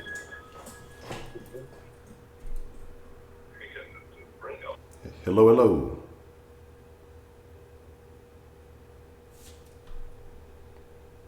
Hello. All right. I guess we had somebody call in. Whoever it was, you want to call back, feel free to call back. But yeah, they weren't saying anything. So, yeah, they're gonna have to. Flying roaches. I had a traumatic experience with a flying roach. Corey got stage fright. Man, I don't even want to get into that. I'm sure, as things start progressing here soon, I'm sure we'll be getting into some very interesting political conversations in the. Man, you live anywhere near the country, you live anywhere near with the flying roaches, they come. My grandma's house used to motherfucking me. Man, that shit used to be the worst. I love my grandma. She used to have my grandma and Beaumont had the worst roaches. Like, terrible. Like, everywhere. When she was a gangster, I remember one time she went and laid that squirrel out, she took that shotgun, Knocked that hoe off the tree. She had a, what kind of tree was that? It wasn't a pecan tree, it was a something tree. And that was what was for dinner. That country shit. For real, for real. That motherfucker was real country. But it is what it is. Man. Look, I want to believe it. I didn't know about it then. You know, every now and then I've seen one in the vicinity. I lay down a whole bunch of foundations, so we ain't had none in a while. I ain't seen none in a while. So I make sure we keep some traps, keep some everything. If I see anything look like a motherfucking roach. I almost fucked that frog up I was telling y'all about the other day. Frog tried to slide, and then I opened the den door. Motherfucker just hopped in like this was his spot. Like, what's up, my nigga? I'm like, hold on, pimp. This ain't shaking. You gotta get the fuck. You gotta hop your ass up out of here. I don't do no frogs, no crickets. We already know what happened last time cricket came through. What's the motherfucking deal, man? Who do we have calling into the den this evening? Honcho, you got Sean calling into the den. Sean, how are you doing this evening? I'm okay. I haven't even got in on the chat. I was just kind of listening and I kind of chimed in. But, with this story, this is nothing but what I would call another Juicy Fruit story. Something similar to what Juicy Fruit, Jesse Smollett, had tried to put down on us with this baby girl, And I guess I want to say, I don't care if you're going to put it on the Mexicans. And we might be getting out of front. We might be getting out a little bit too soon on what the facts are. But this is just allegedly, okay? Allegedly. Yeah. And this is just basically what people's individual thoughts and feelings are. But for me and my intuition, something is wrong here. And I'm glad you got out in front on that. But, I don't care if you're Mexican or Mandingo, okay? You don't fucking try to use, Juicy Fruit, Jesse Smollett, try to use race. Just like I believe in advance, allegedly, I don't know, nobody gonna know until a couple days till the shit come out. What happened to this little girl? But don't blame it on the motherfucking Mexicans when you the motherfucking culprit, okay? So some 3 Mexicans done beat you in the damn head. You got the injuries, and it's okay. You got the injuries to everything, but I probably would have been sold if it weren't for a 24-hour reprieve, or you wait 24 hours before you report this shit. So I'm like, and you on the way to get your wife from the airport. Okay, so 24 hours. Did you leave your motherfucking wife at the airport for 24 hours? Where the fuck was she? She should have think about it. She should have reported some shit fucking 22 hours ago, or 23. So how come she didn't report anything? And you got a 2-year-old. Think about it. I'm a parent, a 2-year-old. What the hell is a 2-year-old going to be doing on the side of the road for 24 hours? Shitting in his pants, needing something to eat, running all across the road. I mean, that's a terrible twos. Mother knows. The terrible twos, man, they run around like they crazy. So, so what did your terrible two sons do while you were knocked out for 24 hours? And then I thought it was very, very funny why they made it a point to say that this child had some sort of brain injuries where she had multiple surgeries. So what that tells me, that's a child a special needs child. That's a child that probably had special goddamn needs that needed extra goddamn attention that motherfucker didn't want to get. And all he did was he had his son, his 2-year-old son, where nobody knew what the fuck he was doing 24 hours when he was knocked out. I can't even imagine how a 2-year-old would fucking survive on the side of the road for 24 hours. And then you got your woman, your so-called woman, your girlfriend, at the airport. You waiting to be picked up at the airport Nobody fucking picked you up for 24 hours and you ain't reporting nothing or called nobody for nothing. Yeah, supposedly she called another family member. So even in that, if you called another family member and went home and you don't see your daughter, your boyfriend or whoever, they kids, and there's nobody's there, and you just not gonna say anything? Exactly. Let me just, I'm gonna give y'all a personal story. And this is why I'm calling it again to the D. Okay, I actually had a rough weekend. I want to tell y'all, I had death in the family. I'm Hit sorry to and hear run. that. Oh, Yep, I'm hit and sorry to run. hear that. 24-year-old, a very vibrant young brother in our family just got killed. And that's actually why I called you guys last night, because I don't even deal with Sundays, to be honest. I mean, I don't really know why. It gets a little raunchy on Sundays. Yeah. It gets a little bit past my palate, you know what I mean? And, I just time it. Nothing wrong with a But little raunch every now and then. a little raunchy, yeah, I needed it then. I needed it, but that's just my preference. So I kind of remove myself on Sundays and I go other days for that reason. But I actually needed it that day, and it was all good. But back to this story. Personal. I was okay. So it was a very, very frightening story off the brakes, right? Because I mean, flat tire, you hear some popping noise in your tire, whatever. That's the same thing that happened to me with my two children, and I was broke down on Interstate 95, which is the main interstate, almost like Route 1. Then 95 goes from Florida to New York, right? So that's my interstate, Route 1 and Route 95. And when that happened to me, and it was very, very scary, I said, oh, wow, damsel in distress. I was alone. My husband wasn't with me. And what if, maybe I got out there and fucking 3 Mexicans beat me the fuck up and took my children and maybe put them in child sex trafficking.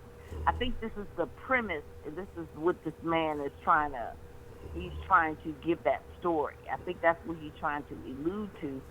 But when it happened to me, whereas, my husband, I was like 3 hours away. Actually, I was down in Fredericksburg. And I told him, I said, babe, but the fucking car is fucked up. We can't move. We sitting up here. My husband got up out the house where we were, and he drove 2 hours. He said, babe, stay right there. Don't do nothing. Just sit right there. And he came and drove all that way and picked us up in his truck. And we left my little motherfucking car there, which, nice car. But that was important to him. We didn't even care. He came and got us, and we deal with this car tomorrow. And we'll hire somebody, and we hired the truck to come pick my truck up to bring me, to bring it back home. But my baby came and got me. So that's what a man is supposed to do. The reason why I'm telling you this story is because what I want all of our sisters to do is to stop relying on no good, dirty, down, funky ass Negroes, dirt Negroes to take care of our children. That is not being a mother. That is not being a proper mother. And you might got a lot of young girls out there, they may don't have the right type of mother or mothering in their life to show them how to be a mother. You don't do that. Yeah. Okay? And this was Sean telling you. I'm the elder. I'm 50 years old. I don't give a fuck if you got to be out there hungry. Okay? You don't leave your babies with nobody that you can't trust. And I would even go as far as to say, I don't even care if you got to fuck somebody for some fucking food. But if I'm sitting up, when it comes to my babies, I'll go motherfucking hungry. And if I have to turn a trick, that's what I do.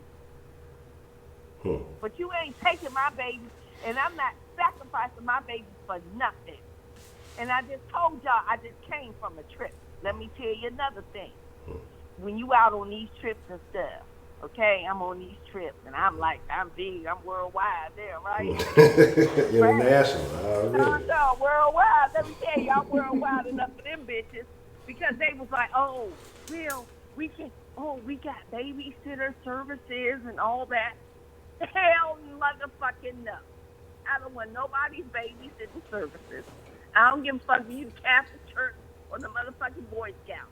How the fuck am I going to trust you when I can't trust the Catholic Church or the motherfucking Boy Scouts? I don't do none of that shit with my children. Do you hear me? Listen to me. I don't even do motherfucking sleepovers. Okay? Not with my babies. Okay, if we got some shit, we do on some shit, some socializing.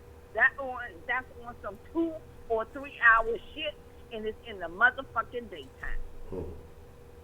So if any young girls are listening to me, you better go hungry before you leave your baby with a no good Negro or white or no good white Negro. Because we all interracial now. Transgender, everything. I don't give a fuck. It's your baby. Okay? So I believe, I'm not sure what the fuck is going on with this story. And I know that we got to get out here. We got to get on that grind. We got to make that money. We got to get that bag. We got to pay this rent. We got to do all this shit. But don't let the bag, don't let the rent, I'm telling you, have a higher moral ground. You never sacrifice your children. And you know, just like this little lady said something. I don't know what the previous call was, medallion or something, but I felt her. When she was talking, I almost felt like it was myself in a way. But what we need to let the girls know is you die. Okay? You lay your life down before your child. You suffer. You don't eat. All that shit. And we know what we got to do. We know how we got to hold it down. But I'm not, if I got to fucking starve before letting, my children be with a Negro that that's fucking questionable. Okay? Because we got what you call, we ain't lost our African spirit. That's our pituitary gland. We ain't lost that shit. We fake like it. And the other girl kind of alluded to that in the previous caller. You know when shit ain't motherfucking right. And don't fake like you didn't fucking know when you fucking know. This is streets right here. Your ass better motherfucking go hungry before you put your baby on the goddamn line. And that's just some street shit. That's street code. If you good. Not unless you raggedy. If you some raggedy bitch, that's what the fuck you do. But man, she was all the way out of town, and she be all over. She was like in another state, Maryland, so she all the way across the country. She on the East Coast somewhere, and then left the kid down here, after having a CPS case and everything going with that. I mean... Let me tell you something, Honcho. I got a blended family. What you call blended family. And these are all the things that you have to deal with. My husband that I'm married to is not the father of my first child. My first child husband got killed, execution style. All right, he was dead. He got shot, right? So he dead or whatever. So I got me a new man. I got a good man. But I had to make sure, before I took that pledge and that commitment to my new man. I really weeded him out, and I vetted him, and I'm like, look, we a package here. You got baggage, goddammit, because I got baggage. I mean, that's just at the end of the day. And he accepted us, but it's funny, and we get into it all the time. Sometimes it's funny, me and my mother, my intuition, I always really overly protect my firstborn because I know that ain't his baby. and it's something, and he gets upset at me. Oh, I love her, I love her, I always accept it. But it's something me as a mother, that's why I'm coming out as a fighting spirit as a mother. Because I don't give a fuck what my damn husband say to me. My first is, my fight. And he always tries to prove himself in different ways. And he doesn't have to, but this is just in healthy debate. But I have a natural fighting kind of protective like spirit that I don't trust, because I feel as if her father is gone, her protector, her true protector is gone. He's dead. God took him away for whatever reason. And I just don't trust anybody else. I trust him to a certain extent, but you ain't gonna catch me sleeping. I ain't going on nobody's motherfucking trip and whatever. No, my eye's still on you, husband or not. I mean, I don't really know how to feel about that, but that's just my natural instinct. And then I feel bad because he's so loving and whatever. But she don't need all that. She's grown. My daughter's grown now. She's 27 years old. But my thing is that I protected that child, and I never trusted. I guess that's my point. When I lost my child's father, it was my first child. I was devastated. I was kind of young then. And then I had to move on. I had to get another, I had to just live life. And I didn't know what the hell I was going to do, but I found another man. But at that time, I just never trusted him. And I don't know why. I just never trusted any other man, because I knew that little baby of mine, her protector was gone, and he was a fierce protector because he wasn't no raggedy man. He loved her to no end. And I knew how hard he would fight for her if he was living, but I knew that he wasn't there. So I just never let no other man, get next to her, or I just would never put my child in any situation where they're vulnerable. And what I did wasn't in order to cultivate a relationship. I never overburdened the man with my child, because first of all, some men, they don't even know how to, especially staying fathers, they ain't even used to that shit. So I'm not going to overburden them with the job or the accountability of parenting. Not if I'm not fundamentally comfortable with their ability to parent, if you know what I mean. Yeah. If you don't have a fucking ability to parent, how the fuck I'm going to put my baby in your hands? And a lot of times I think when somebody does or does not have the ability to parent, but what we're doing is we're leveraging shit. We're leveraging on economics, on money. We need this and we want this. I don't know. You want a fucking pocketbook? You got to eat. You just trying to be cute. I don't really fucking know. But all I'm saying is I would rather be a broke down looking woman with nothing to eat, with no pocketbook, and sit right there broke and hungry with my kid, and maybe go to the churches or some whatever, other than put my children in the hands of a predator. Because that's all it is. No, I feel you. I definitely feel you. Because we see it happen time and time again. I mean, who was it? Adrian Peterson, his baby mama had the kid with some new dude. He ended up beating the kid to death. We talk another football player that did it with somebody else's daughter not that long. He used to play for my team, the Texans. And, we just see these random stories here and there all over the country all the time. And you got to be cautious. But half of these motherfuckers, though, let's be real. It ain't even about a pocketbook. It ain't about no money. It ain't about they take care of. Half of these motherfuckers will put their kid... Uh-oh. I didn't cut out. I don't know. Did I run off? But I ain't trying to run you off. My fault if I ran you off there, Miss Sean. It's always good to hear your call. But half of these motherfucking women out here just doing it for dick. They'll put the dick in front of their own children.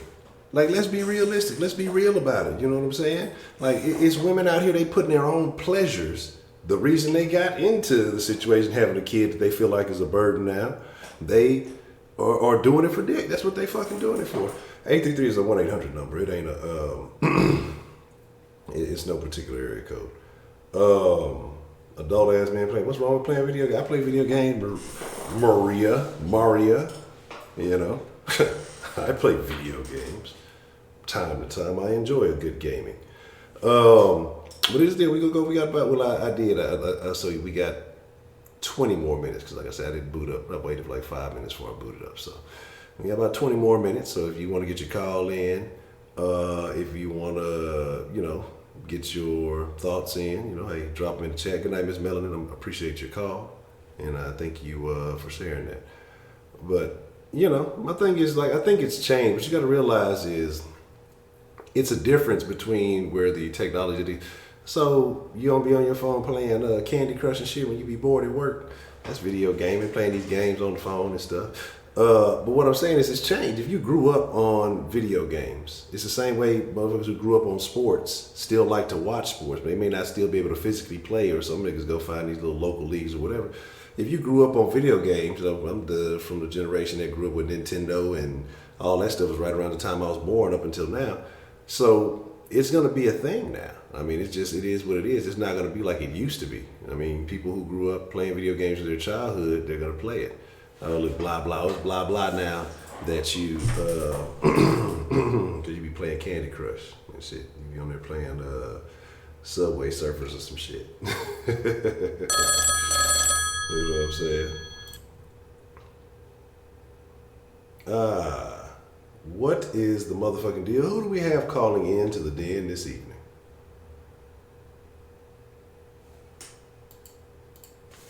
Hello. Hello. Hey, Miss Rashida. How are you doing, Miss Rashida? I'm doing okay. Well, what's on your mind? What would you like to share with us this evening? Man, I ain't believe none of that stuff I've said. I heard that story. I was like, him and that wife, they could have came up with something better than that. It just didn't make no sense that two Mexicans kidnapped y'all, put y'all in the back of the pickup truck. I mean, come on. Yeah, that's what I say. It just sounds extremely sketchy, extremely hard to believe. I mean, it's just. And then we threw that part in there about them commenting about how cute Maleah was. Mm-hmm. All that stuff just seemed like it was just concocted. You know what I'm saying? The mother happened to be out of town while this incident occurred, giving her an alibi. Come on. Yeah. That's the crazy stuff. It's kind of frustrating how dumb they think the public is, that we can't see through the shit. And for people that think this gonna cause a race war with Mexicans, I don't get it, because we don't even believe the shit. But that's what But you realize what happens with every one of these, and it's a lot of people who just don't be involved, and they don't even exist in society.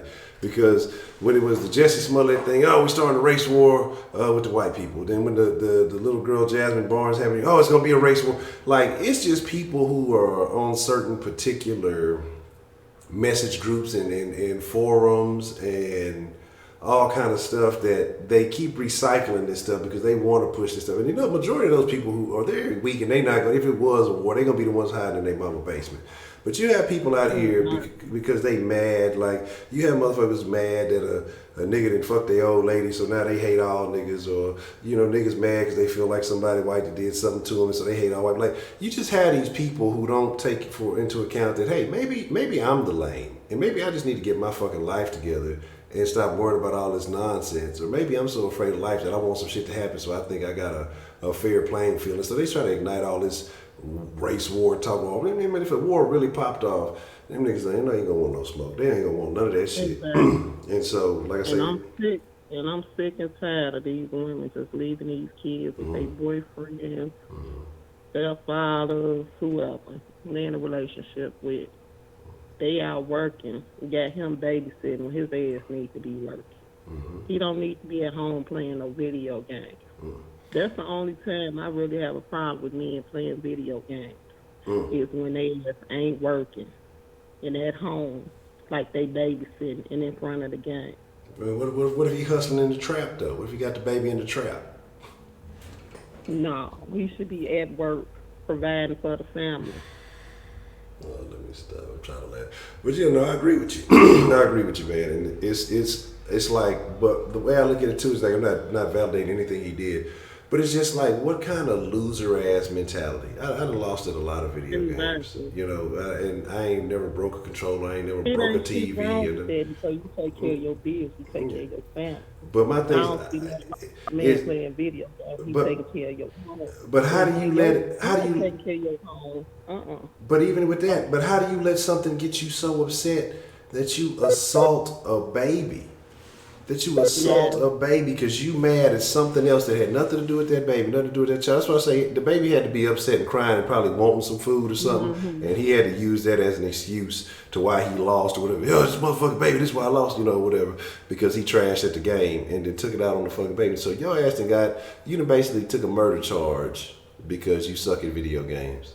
I think it was more than that. I think he was mad at his life. He was a loser and didn't have no job, or it had to be something more than just a video game. And took it out on that poor innocent baby. Mm-hmm. That's funny. I mean, how many times are these moms gonna cry over their boyfriend killing their baby before they stop the bullshit? You just think they have seen other cases where women left their kids with the boyfriend and he shook the baby to death or did something to the baby. It happened almost like 2 or 3 times a week. It seemed like it happened. And the thing about it is they provide daycare sisters. You ain't got to leave your baby with him. You could have put the baby in child care and had government assistance to help you. You know what I'm saying? You don't have. Why are you doing it? Yeah. And then he probably charging you. Damn, that's tough. That's super tough.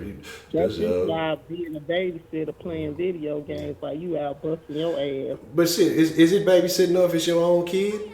I mean, do you... I ain't really talking about the one, okay. The biological father. I'm talking more so like the boyfriend. Okay. Yeah, that's tough.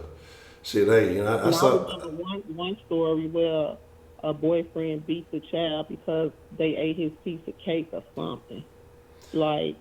I'm just beyond just tired of the bullshit. But that's what I'm saying, man. Like, people got to have better standards. And that's why I say I love when Rob mentions that about the standards. What? They not dating for the child. They dating for themselves. They getting the man that they not looking at him as far as how will he fit into my child life. Is he going to be a good father? Yeah. And at some point, that's something that you have to look at before you bring him around your child. And why is he around your child anyway, and you barely know him? Yeah.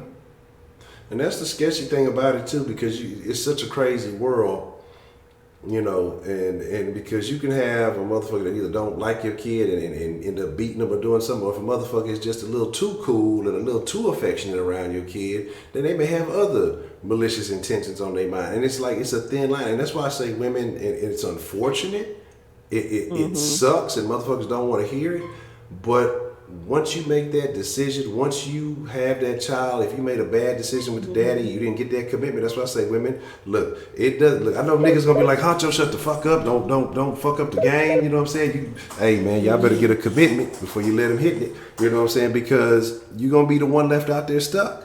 And then you're gonna try to move on and do, like, I hate to, I'm serious, like, it's something that I find annoying, I find frustrating. It's like, if you, and I can understand, you feel lonely if you're pregnant or you just had a kid and you just like, oh, it's just me. And I understand that, but that's the sacrifice you make. That's the sacrifice you fucking make when you do that. The kid didn't ask for none of this. You know what I'm saying? You're supposed to, your energy, your time, your passion should be dedicated to that child. Not trying to find a new man so you can feel good or supplement the daddy that you made a bad decision with or anything like that. Because, again, if that child ain't old enough to speak, if that child ain't old enough to inform you of anything that's going on, like, you definitely don't need no fucking man in your life. You know what I'm saying? Like, it's just so much. Like I said, you get so worried about getting the next dick or the next whatever they trying to get to feel satisfied. Like, look, you gotta take a hiatus for a couple of years. You gotta get your mind right. Your focus should be improving your education or whatever else it is to make sure your child has the best life possible, as opposed to this fucking trying to find a new nigga, because that new nigga don't do this. Stop letting these niggas move in with you so quick. Like you just start dating him Tuesday and he want to move in the next Tuesday. Yeah. Come on, sis. And then that's what I'm saying. And then and then you go get the nigga be just like the old one. The nigga be just like the old nigga that just did you bad too. And then so you end up in the same situation. He's trying to get out his mama's house. He's trying to get out his mama's house off her couch. You know what I'm saying? And so the thing about it is, then you mad because you end up in the same situation. Now you done went from having one to having two. And now it's all niggas ain't shit. It ain't you making bad decisions. It ain't you rushing into stuff. It's not you not properly vetting the niggas, making them earn that respect, earn that due. You know what I'm saying? And I can say this shit, and niggas, y'all ain't got to worry about, Honcho fucking up the game, because there's still going to be plenty of females that ain't going to follow the rules. So I can say this shit all day till I'm blue in the face. The motherfuckers going to feel like you can't tell me what I'm going to do. I'm smarter than this, so I'm going to do it. People are going to let their pleasures override their sensibility all day, every day. That's why we're in the majority of the problems that we're in the country. It's not just with sex, it's just with all kind of shit. So I can sit here and tell y'all what's right all day long. Don't mean that people going to follow. So niggas who say I'm fucking up the game, don't worry. It's all good. Ain't nothing changed. But they need to. I don't even understand that mentality. You let this man move in with you that can't help you pay no bills. No. I mean, he moving in there to babysit. I mean, I don't get it. Like, what's really going on? Yeah, I agree, Ali. Ali made a very good point about subliminals in video games that young dudes haven't lived enough to know real life versus alternate, and then plus internet culture, you can go off when you're not face to face, have no social skills, critical thinking. Exactly. I think that's a big thing too. And if he's been a gamer, but 26 is old enough to know. 26 should still be old. I don't know, because there's some 26-year-olds out there that ain't quite right in the head. So I ain't gonna say that. But you would think that, especially with these video game motherfuckers don't know the difference. You get shot up a couple of times, your man heal back up, or you can argue with motherfuckers because you ain't never really got to get face to face with them. You ain't never really got to take the consequences. And he might have been used to throwing controllers, breaking walls, doing whatever, not having no consequence. He just see the baby and hit the fucking baby, and there's consequence. Ain't no regeneration, ain't no healing up like the video games, my nigga. Now you going to jail. No, I'm not 26. Hell no. And I definitely feel like there was some drugs involved in this case. Oh yeah, he looked like he straight up used. And then I seen the mama, her interview. She looked like she was doing a video for an audition or something. Damn. Like, come on now. Yeah. Bobby and Whitney or something like y'all need to stop it. You know what I'm saying? Like y'all got some shit going on that I don't really know what they got going on, but it's something. That's tough. That's Bobby and Whitney. Look, we don't need to see that again. Yeah. But can she sing? Exactly. Nah, let me stop. But yeah, man, it's unfortunate because you try to make light, but I ain't trying to make fun of the situation because it's a sad situation, but it's some real mess going on with this situation. Yeah, and it's fucked up because it's the kids that are involved. It's the kids that get. Yeah, and I don't want to, sound bogus, but they're not gonna find her.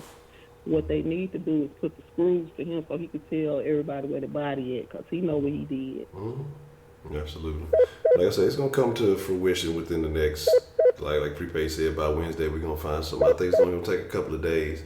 Motherfuckers can try to hold on to a lie for a little bit, but then eventually they gonna fuck up. Like they say when they interviewed Jesse a couple of times, they start catching them lies. They're gonna talk to him, 2-3 more times. Well, we didn't quite get the full details. Could you repeat this? Because we didn't get the quite full details of that. Could you repeat this for us and let us know? And he gonna say something that ain't gonna be consistent, and that's when they gonna trip his ass up. And if they knocked him out, why would they take him and the other child with him? Yeah. They would just take the girl. That didn't even make sense. That's what I'm saying. That's extra burden. burden. The flat on the top. Who fixed the flat? Yeah, that's what I'm saying. The shit don't make any motherfucking sense. People gonna see the flat and keep going. They ain't gonna sit up there and fix no flat so they can ride around. Come on, they had their own vehicle. They gonna get in. They gonna get out. They ain't finna waste all that time with the bullshit. You know what I'm saying? They not gonna waste that time. Picked his unconscious body up and threw him in the back of a pickup truck. Come on now. Exactly.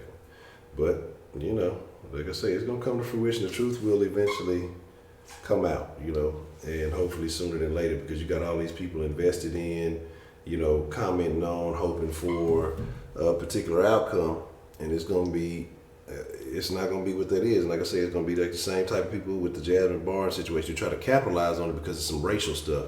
You're gonna have all them leaders like the Al Sharp, the people who want to make it an issue. See, we telling y'all this is going on, and then they're gonna look like a fool when it comes out that it's these people who did it themselves, man. And that's that bullshit. I'm tired of this shit, and I'm tired. That's why I say it's like when I saw it getting passed around initially on the social medias and stuff, I was like, man, I'm not sharing nothing. You know, and I feel bad. I felt fucked up saying that because it's a lost little girl out there. And I don't think she lost. I'm gonna be honest. I think the worst has happened. But well, you know, how do you gotta feel like, man? I don't even want to waste the energy helping somebody because this ain't what it is. Because I feel like, honestly, in my heart of hearts, that this ain't even. You know, it's a completely different situation. So sharing this ain't even no point. I felt the same way with the little whatchamacallit. Like I said, just something didn't seem right. Even with that story, and it's just like generally 99% of the time, if my spidey senses say no, you know, shit, I'd be right. The little girl was Stacey in the DCFS custody, giving her back with some mistakes. I don't even know why she was there, but they should have left her there. I don't see how they could have proved they was fit parents in that short of time. They don't. It just seems like what they do is like, instead of seeing if they fit, they just seem like they give them a second chance. Well, all right, I hope you learned it. It's like time out, you know. But it's a time out that they enjoy because they ain't got to be worried about their kids while they doing the shit. So that's the fucked up part about it, man. Like the shit is foul. It's foul. Did they ever say why the mama went out of town and left the daughter there? Knowing she had brain injuries, like, what is wrong with you? I don't know. I saw somebody say something about the mama going to her dad's funeral. You know what I'm saying? Oh. But I don't know. I don't know what's going on. You know what I'm saying? I hadn't seen anything about that, so I don't know. I have no idea. She went to her father's funeral. Okay, so that's. But why not take your baby with you, man? Like I still don't, because. This is what I want to know. If the baby had a situation already where she allegedly fell down some stairs and you know, something happened, then you gotta be cautious. Was she there when it happened? Was it the father that was there when it happened? Like, who was there when it happened to protect this child? And now if you was there and you did it, then, well, you know, I guess the child ain't no better off being there or not. But it's so just why fucked all up. of them didn't go? That's what I want to know. I'm probably sure that the new nigga was too new. He ain't probably even know the daddy, so he was you know, probably couldn't afford to take her. Yeah, that could be. I already dreaming. What's the motherfucking deal? Like I say, it could be a tough situation, man. It's a tough situation that's going on. It's fucked up all the way around, man. But I just don't believe the story they telling, man. I can't. It don't make sense to me. No, but he looked like he on that stuff, and she do too. So I don't know. We'll find out eventually what went down. The truth. Yeah. Hopefully. Yeah. Because the lies they tell them are not working. Yeah. She just bought a car. She just bought the car. Well, you know, it could have been who knows, man. Like, you know, tax time wasn't that long ago. You know, it could have been anything, man. You know, like I say, if it turns out, like I said, if this stuff turns out and it really did happen and I'm wrong, I'm gonna be the first person to eat all the crow and apologize for everything. It's just, it don't sound right. Remember when we were talking about the Justice Smiles situation, how we didn't believe him? Yeah. There's gonna be another repeat of that. We ain't got to eat no crow. I don't give a shit about people what they tell me. I'm say what I'm gonna say. And that's that. Exactly. No, I don't believe him or the mother. Period. Exactly. I'm laughing about that shit, but you know, I'm not laughing about the situation. I'm laughing about the cards against humanity. Exactly. But you know, it's fucked up, man. And like I say, it's just, we're gonna see what happens though. Yeah, I'm gonna be honest. It's a fucked up feeling to feel this way. But I just feel like, you know, I feel like we need to talk about it because ain't too many people gonna talk about this openly and honestly. You know, in addressing things like as it should be. said earlier, if you don't want the child, get a child away. Get a child for adoption or something. You know, all this didn't even have to go down. Yeah. But like I said, you know, man, they probably didn't want the responsibility. They didn't have to do what they did, you know. Yeah, but like I said, nowadays we live in a day and age of Well, if I can create some type of tragedy around my name, again, people hit you with the GoFundMe, they hit you with the this, with the that, and you might turn a tragedy into a come up. That's how these people be trying. And I'm not, like I said, I'm just saying speculations and possibilities and things. So don't nobody say, oh, this guy said that, but we've seen it happen. You know what I'm saying? Mm-hmm. And again, like I said, if I was you, like you said, just why did I give her up for adoption? You can't handle the pressure. It can't. You can't do. And that's what I say. I've seen stories say 3 Mexicans. I've seen stories say 2 Mexicans. Like one Mexican said. He said at first it was 2 Mexicans, yeah. And then when he woke up, he saw another. No, okay. but he was fading in and out of consciousness, right? So right. if you were not fully conscious, how did you recognize the cat? I mean, it's like I said, it's just a bunch of nonsense, man. Again, I don't know, but man. a lot of times they do keep these kids for these benefits and everything, and that's wrong too. Yeah. That's why they fight so hard, because that's their source of income. Yeah. Food stamps and their cash. But they got the laws where they can only get the cash for like 5 years, but they get the food stamps forever. So that's how they eat. Shit just make you motherfucking sad, man. Make you sad. Yeah, it does. It's very sad. All right. Well, anything else you want to add up? Girl. Yeah, she was a beautiful little girl. That's the fucked up thing about it. She was a beautiful little girl, and just to be treated like that and wherever she at, man, it's fucked up, man. Like I say, it's a fucked up ass situation. I wasn't clear on when they took her. The first time, was that because they was beating her? They said the first time somehow she received a brain injury, but apparently they said the parents said she fell down the stairs. But but she fell down the stairs, but they took her and the 2 brothers is what someone was saying. So one kid fell down the stairs, but all the kids got to go with his other bruises and things. Look, I fell down the stairs when I was little. My stupid ass my daddy told me not to do it too. I was in a plastic bag. It was like a big ass plastic bag, and I was jumping up the stairs. And then he was like, "Boy, don't do that shit. You're gonna fall and bust your ass." And finally, I think I made it up. I made it down. And I was going back up, and I almost made it to the top. And that foot slipped. When I hit that door at the bottom, I was like, "Damn, I should listen to that nigga," But it wasn't no situation where I was all the way out of there, man.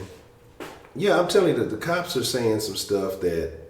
Again, they gonna let this man. They gonna do the same thing they did with Jesse, man, and that is let him say enough stuff, let him tell the story enough times, let him push that message enough, and let him think that he in a safe comfort zone, and they gonna swoop down and let him trap himself, Yeah, I heard they've been watching videos and everything, and they didn't find nothing to corroborate his story yet. So we'll see how the rest of this play out. Yeah, that's what I say. I think it's something fucked up, man. It's something real fucked up that's gonna happen, and. And then what was the mother doing? Did she just sit at the airport for 24 hours? They said she called another family member, and another family member came and picked her up. I guess a couple hours later, So, but and she didn't call the police immediately when nobody at home for 24 hours. Yeah, I don't know. She go to bed. Yeah, that's what I'm saying. I don't know. Like, I haven't seen the mom. I know people talking about I haven't seen her, and so she's saying she don't seem as distraught as she should be. I'm gonna look into some more of it, because like I say, when I saw that video, when I did the video about it earlier, I was just kind of looking into the story. Like I said, I would see the little memes and stuff on the internet, but I really didn't pay attention. And that was me the first time I was really looking into the story when I saw that. So it's gonna be fucked up, man. And again, a lot of time when these reports and this bullshit can happen, man, the damage has already been done, and that's the fucked up part about it. So you got people out there looking and taking their time and hoping and praying, and the deed had already been done, man. And that's the fucked up shit about it. That's what's so fucked up about it, because you not only done some damage to the child, but you playing with people's lives and emotions, because they hoping and they giving their resources to go and find these kids wherever they may be. Using police resources that they could be using on people that's really missing, because there's a lot of kids out here really missing through them Amber Alerts. You know what I'm saying? Yeah. See, but a lot of that, I agree with you, Cardi. It's like motherfuckers having kids and they thinking it's like playing with dolls, especially these young motherfuckers having kids. These kids having kids, they think it's just like playing with dolls. You don't realize that dog gonna be crying in the middle of the night. The dog gonna need to be changed. It's gonna get sick. It's gonna be having things happen. You ain't gonna understand why. You're gonna have to take it everywhere you go. You can't just throw it in the toy box and shit. You know what I'm saying? Like, yeah, I mean. The mother just makes bad decisions all around because that's not even the same father as the one that she is the 2-year-old with. You know, what are you doing? Just moving in all kind of directions. You know what I'm saying? Yeah. You got a 4-year-old and you got a 2-year-old with 2 different men. Come on now. That shit that wild, man. That shit that wild. If you're young and you're watching this, say, all that shit sound cool on the radio, all that celebrity shit sound cool about fucking all these hoes and doing all that. Or ladies, y'all look all that young to me. Yeah, ladies, y'all out there listening to what's that shit, City Girls and Cardi B. Who the dude? He's supposed to be. Oh yeah, that nigga look out of there. That's what I'm saying. That's what I thought it was like a older couple. But y'all, all this bullshit they pushing to y'all, man. Look, y'all better have some understanding for yourself. It's cool to listen to the music if that's what you like, but don't be using that shit as a mentor and a life advisor. That shit gonna have you fucked up. You know, but it is what it is. Man, I don't know. Is there anything else you'd like to add to that, Miss Rashida? No, that's about it. I'm just gonna pray for her. No. That's all I can do. Just pray. Yeah, I'm hoping I'm wrong about this. I'm hoping I'm 100% wrong about this one. Like I say, man, she don't. No, you not. You know, you got that. You got that. I don't know, that intuition, or you got that mojo or something. I don't know what. Yes, I feel it. I'm telling you, I know what I feel. I know what I'm hoping, and I know what I feel, and right, you feel it in your spirit, in your bones, right? Yeah, just it don't feel right. So we're gonna ride out with you on this one. So. I can't join the Avengers. We all know what happened with that. I'm going Team Thanos. But my boy gonna come back. Like he gonna figure it out. But that's a bit, Miss Rashida. I appreciate you calling in. I appreciate you, sharing your thoughts with us. No problem. I just wish it wasn't such a sad case I had to call in on. Yeah. We'll try to. Hopefully we'll have something better to talk about tomorrow. I hope we ain't got to talk about no bad. I'm trying to find a topic we can be upbeat on tomorrow. I hate having, a lot of drab or too serious topics. That's just, they drain your energy sometimes. You know what I'm saying? Doing too much of that back to back. But you know what? It's good because it helps people get things that happen to them in their life out, I think. So, it's good to do that sometimes, not all the time, but, sometimes. I agree. But that's a bit. All right, Miss Rashida, I appreciate your call. Okay. Take care. Look, stay away out, stay at the sun, stay at that barbecue. Right. All right. Okay. Don't y'all ask no questions. That's inside jokes. Y'all don't need to know about all that. Y'all don't even need to know about all of that. You know what I'm saying? But yeah. Oh yeah, look, the band is. Look, let me tell y'all something real quick. And I know this has nothing to do with the story at hand, and it's about time to wind it down. I've seen some other folks calling. I know Miss Maria was calling in, but I was on the call, so I don't necessarily, unless I say in the beginning of the show that we're gonna have a 5-minute rule, I'm not gonna interrupt the call for the next call. So if you want to call, I'll allow you to get your call in real quick. But like I said, I'm gonna start sticking strictly to the 2-hour schedule. A little bit past that because. A proper schedule equals, better success. And so if y'all want more short form content, I need to start taking my ass to bed at a better time and things like that. So, there's that whole thing. Well, what's the motherfucking deal, man? Who we got calling into the den this evening? Hello.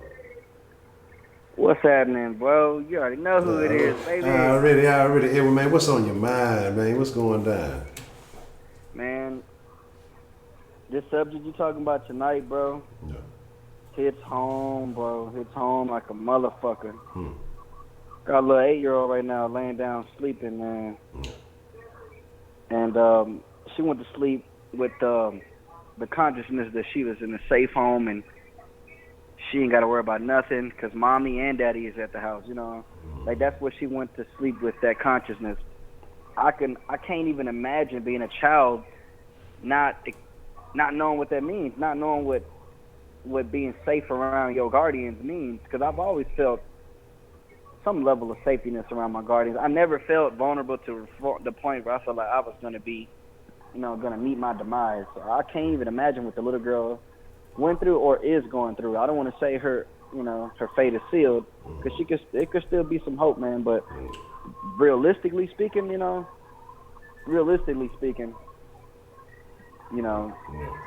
most kids that are abducted and there's a pass of 48 hours, that shit usually don't turn out too good. It's usually not a happy ending. Exactly. But I do believe in the fact that it's not over till the fat lady sings. Yeah. I do believe that there is a higher power.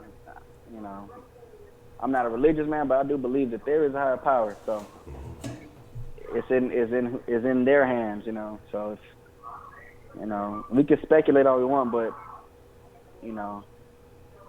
I got a little girl, so I'm hoping everything is okay on that end.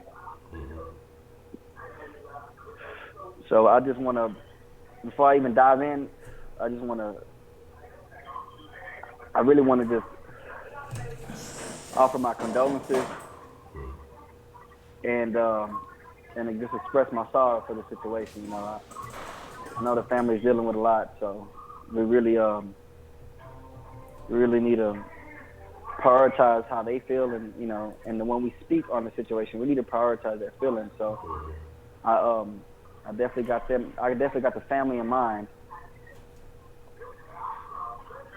But like I said, I couldn't imagine what they're going through. The little girl is missing, and from what I've read, the stepfather sounds like he has something to do with it. Yeah. I've listened to y'all. I listened to you speak. I listened to everybody else's opinions.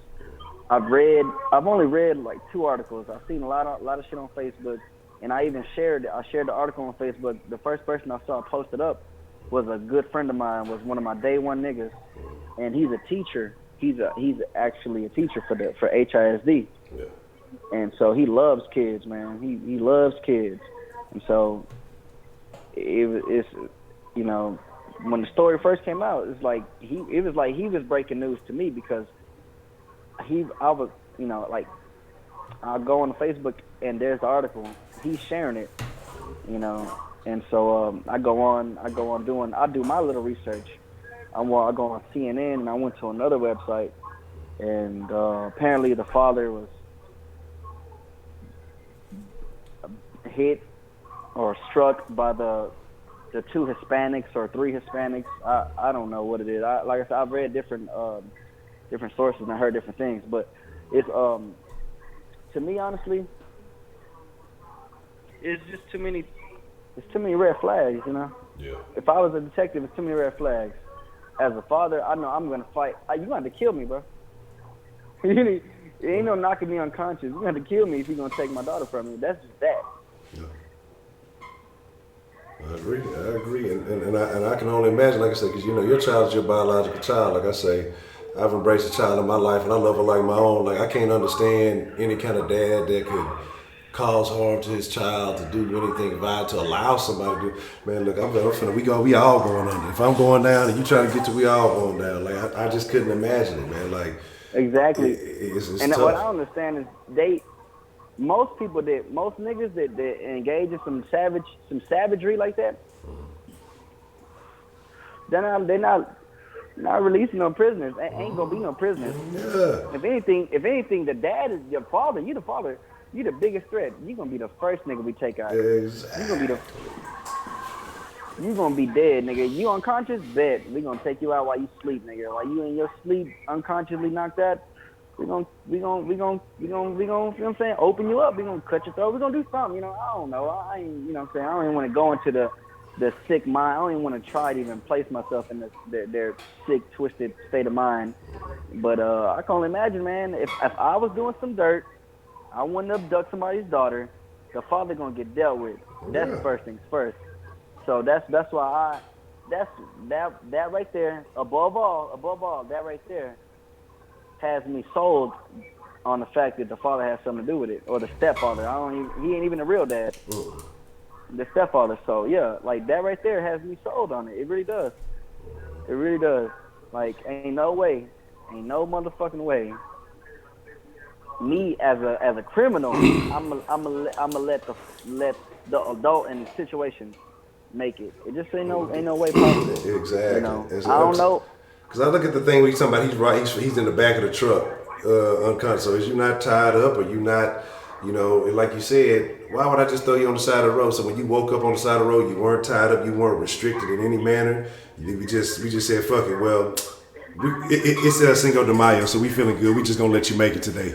I mean, like, what do you? I mean, like, you know, Right. you got two Coronas with you, so I don't know. But what I'm saying is, like, this shit just don't make sense. You know what I mean? I agree with you. At Like, all, bro. I'm finna go. We're not finna deal with any problems that this man may cause. Just go ahead and get rid of him and get on about our mission. We're not carrying you around for fun. Like, I don't comprehend that, man.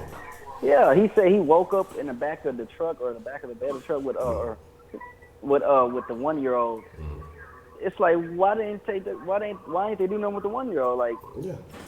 like I'm saying, like, bro, if these people are really that sick and that twisted to abduct a 4-year-old, nigga, you a grown ass man. They ain't gonna have a problem dealing with you. Exactly. And the knot on his forehead does look a little convincing. But fuck that, nigga. The butt of a gun can easily create a nice little knot, just like that. All you gotta do is all you gotta do if you the step that, all you gotta do is just take a hit, take one shot, and you didn't did your job. Yeah. You didn't did your job. You took the shot to the forehead. Everything else is, you know what I mean? Everything else is your story now. Yeah. So I honestly hope they come down to the bottom of it. But you know, more than likely, we know how these situations tend to go. We tend not to ever get the truth. So I mean, that may convict them, but we may never know. You know, we may never know what the motives were or what the fuck these people were thinking or why they did the shit. Yeah. And then the mother, I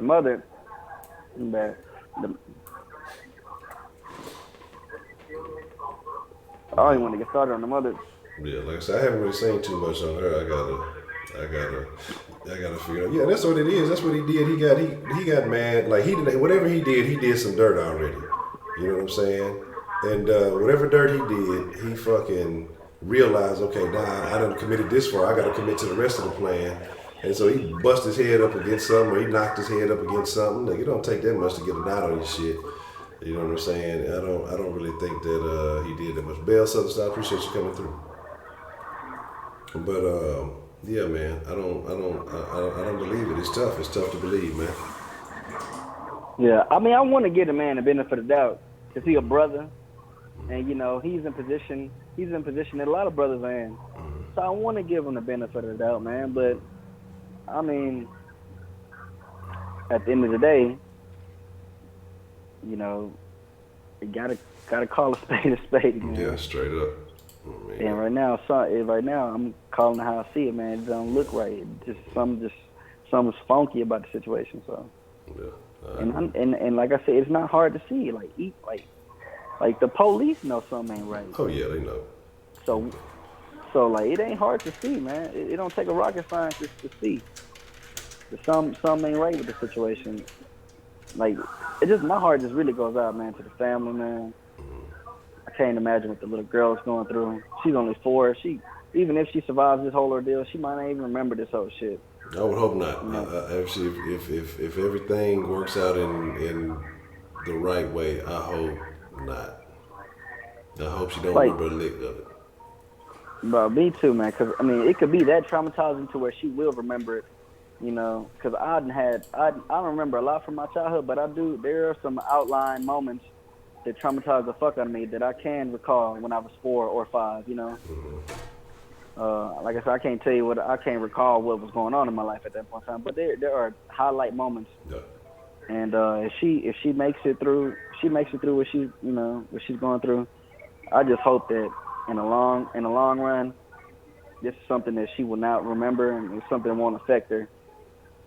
Then this is coming from somebody who went through a lot as a child, you know. My heart goes out to her, man, and to the family. Yeah, me too, man. Me too. Like I said, it's tough. And I'm hating that it's happening in the city again, man. Right? This is we just dealt with something, you know. Like I would say the same situation because the little girl was murdered in broad daylight. Yeah. But I mean, we just like, come on, man. Like, I didn't take Houston for this type of city where this type of stuff happens, like, regularly. Mm-hmm. You know, I've been here my whole life, and you know, I never had to deal with nothing like that in my family. A young child being killed or abducted or anything like that. Like, we never had to deal with nothing like that. You know, so even to the extended family, the cousins, the aunties, the uncles, like, I know they feeling it, man. Like, the shit sucks. It's fucked up. You know, a 4-year-old little girl, like, damn. Yeah, that shit tough, man. That shit fucked up. Man, I don't know. But, shit, anything else you want to add to that? You said what? I said, anything else you want to add to that? Man, not really, bro. I'm just heartbroken about the situation, man. I just want to hear some good news about it. Yeah. I just really are, bro. Like, I really ain't got too much to say about it. That's just how I feel about it, man. Okay. All right. That's just how I feel about it. It's fucked up, and it's happening a bit too much. It shouldn't be happening at all. But I didn't take my city, Houston, for that type of city. I ain't think that we got down like that. Yeah. You know, at least not on a regular basis. You know, so. Man. Maria asked what you watching. Man, my girl watching this bullshit ass RuPaul. Oh, that's terrible. That's terrible. That sound like another den topic. No, I'm just fucking. God damn. Well, for real. Why do women love gay men, bro? Like, what is it about women and gay men that entices them? That's what I want to know. I don't know, because them niggas don't want nothing to do with y'all. You know what I'm saying? At all. And that's why I said I never understood why women took fashion tips from gay men, because just niggas want to be y'all. Why y'all taking tips from them? But, you know, whatever. I don't know. I ain't gonna lie. I don't trust the motherfuckers.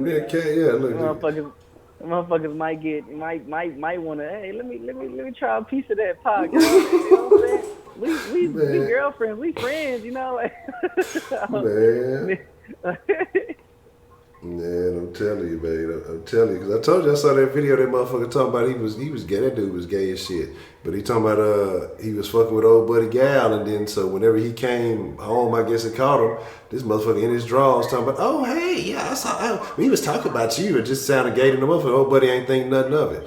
And he said he might have got her ass pregnant. Like, oh hell no, you can't have no gay friend. Nah, they was busting your woman up, nigga. That gotta be. How does that have to make you feel if you knew a gay dude was busting your old lady? That's a fucked up, man. That's a whole other car. We gonna be, you know how the den get off the track. We gonna be took it all the way off the track today. I'm gonna have to jot that down. Man, I'm gonna go to jail that day. Man. Fuck that. I ain't going out like that. I'm gonna be in jail, man. I'm be in jail.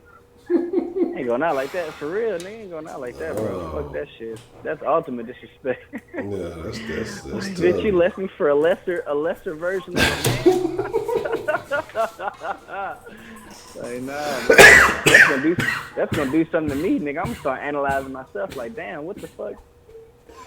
My bitch didn't run off and leave me for no nigga. She ran off and left me for a whole nigga bitch. Man, would you rather your old lady leave you for a lesbian or a gay man?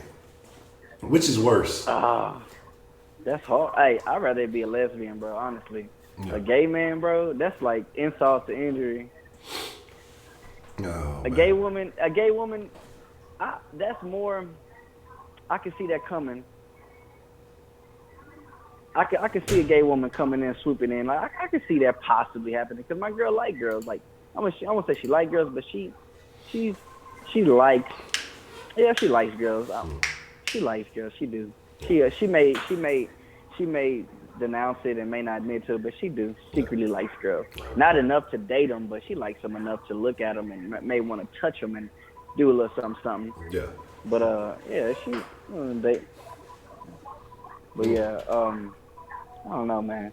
Oh, couldn't no gay nigga. If a gay nigga come in and take my girl, then kudos, nigga. Congratulations. Yeah, because that means I'm doing something completely wrong. Exactly. Like, for real, you did me a favor, nigga. You exposed some shit I ain't know, so. Kudos, nigga. Yeah, absolutely. I'm gonna have to shake your hand. Instead of whooping your ass, I'm gonna have to shake your hand. This is gonna be a limp ass handshake, but but yeah, man. But that's a BT, man. Anyway, man, I'm gonna get ready to wind it down, man. But I appreciate the call, man. Oh yeah, man, for sure, Honcho. Hey, how about them Rockets, baby? Man, that's what the fuck I'm talking about. I'm telling you, they was gonna even it up. Home team gonna win it. Look, it got a little sketchy. I saw at the end, but they held it down. That's all that matter, man. Well, yeah, they did. You know how Dan Tony do. He like to let it split off the gas. But peep game though, man. Peep game, and mark my words. If we win Game 5, the series is in the bag, bro. Oh yeah, I'm telling you, they can win it. They could easily win Game 5. I believe it.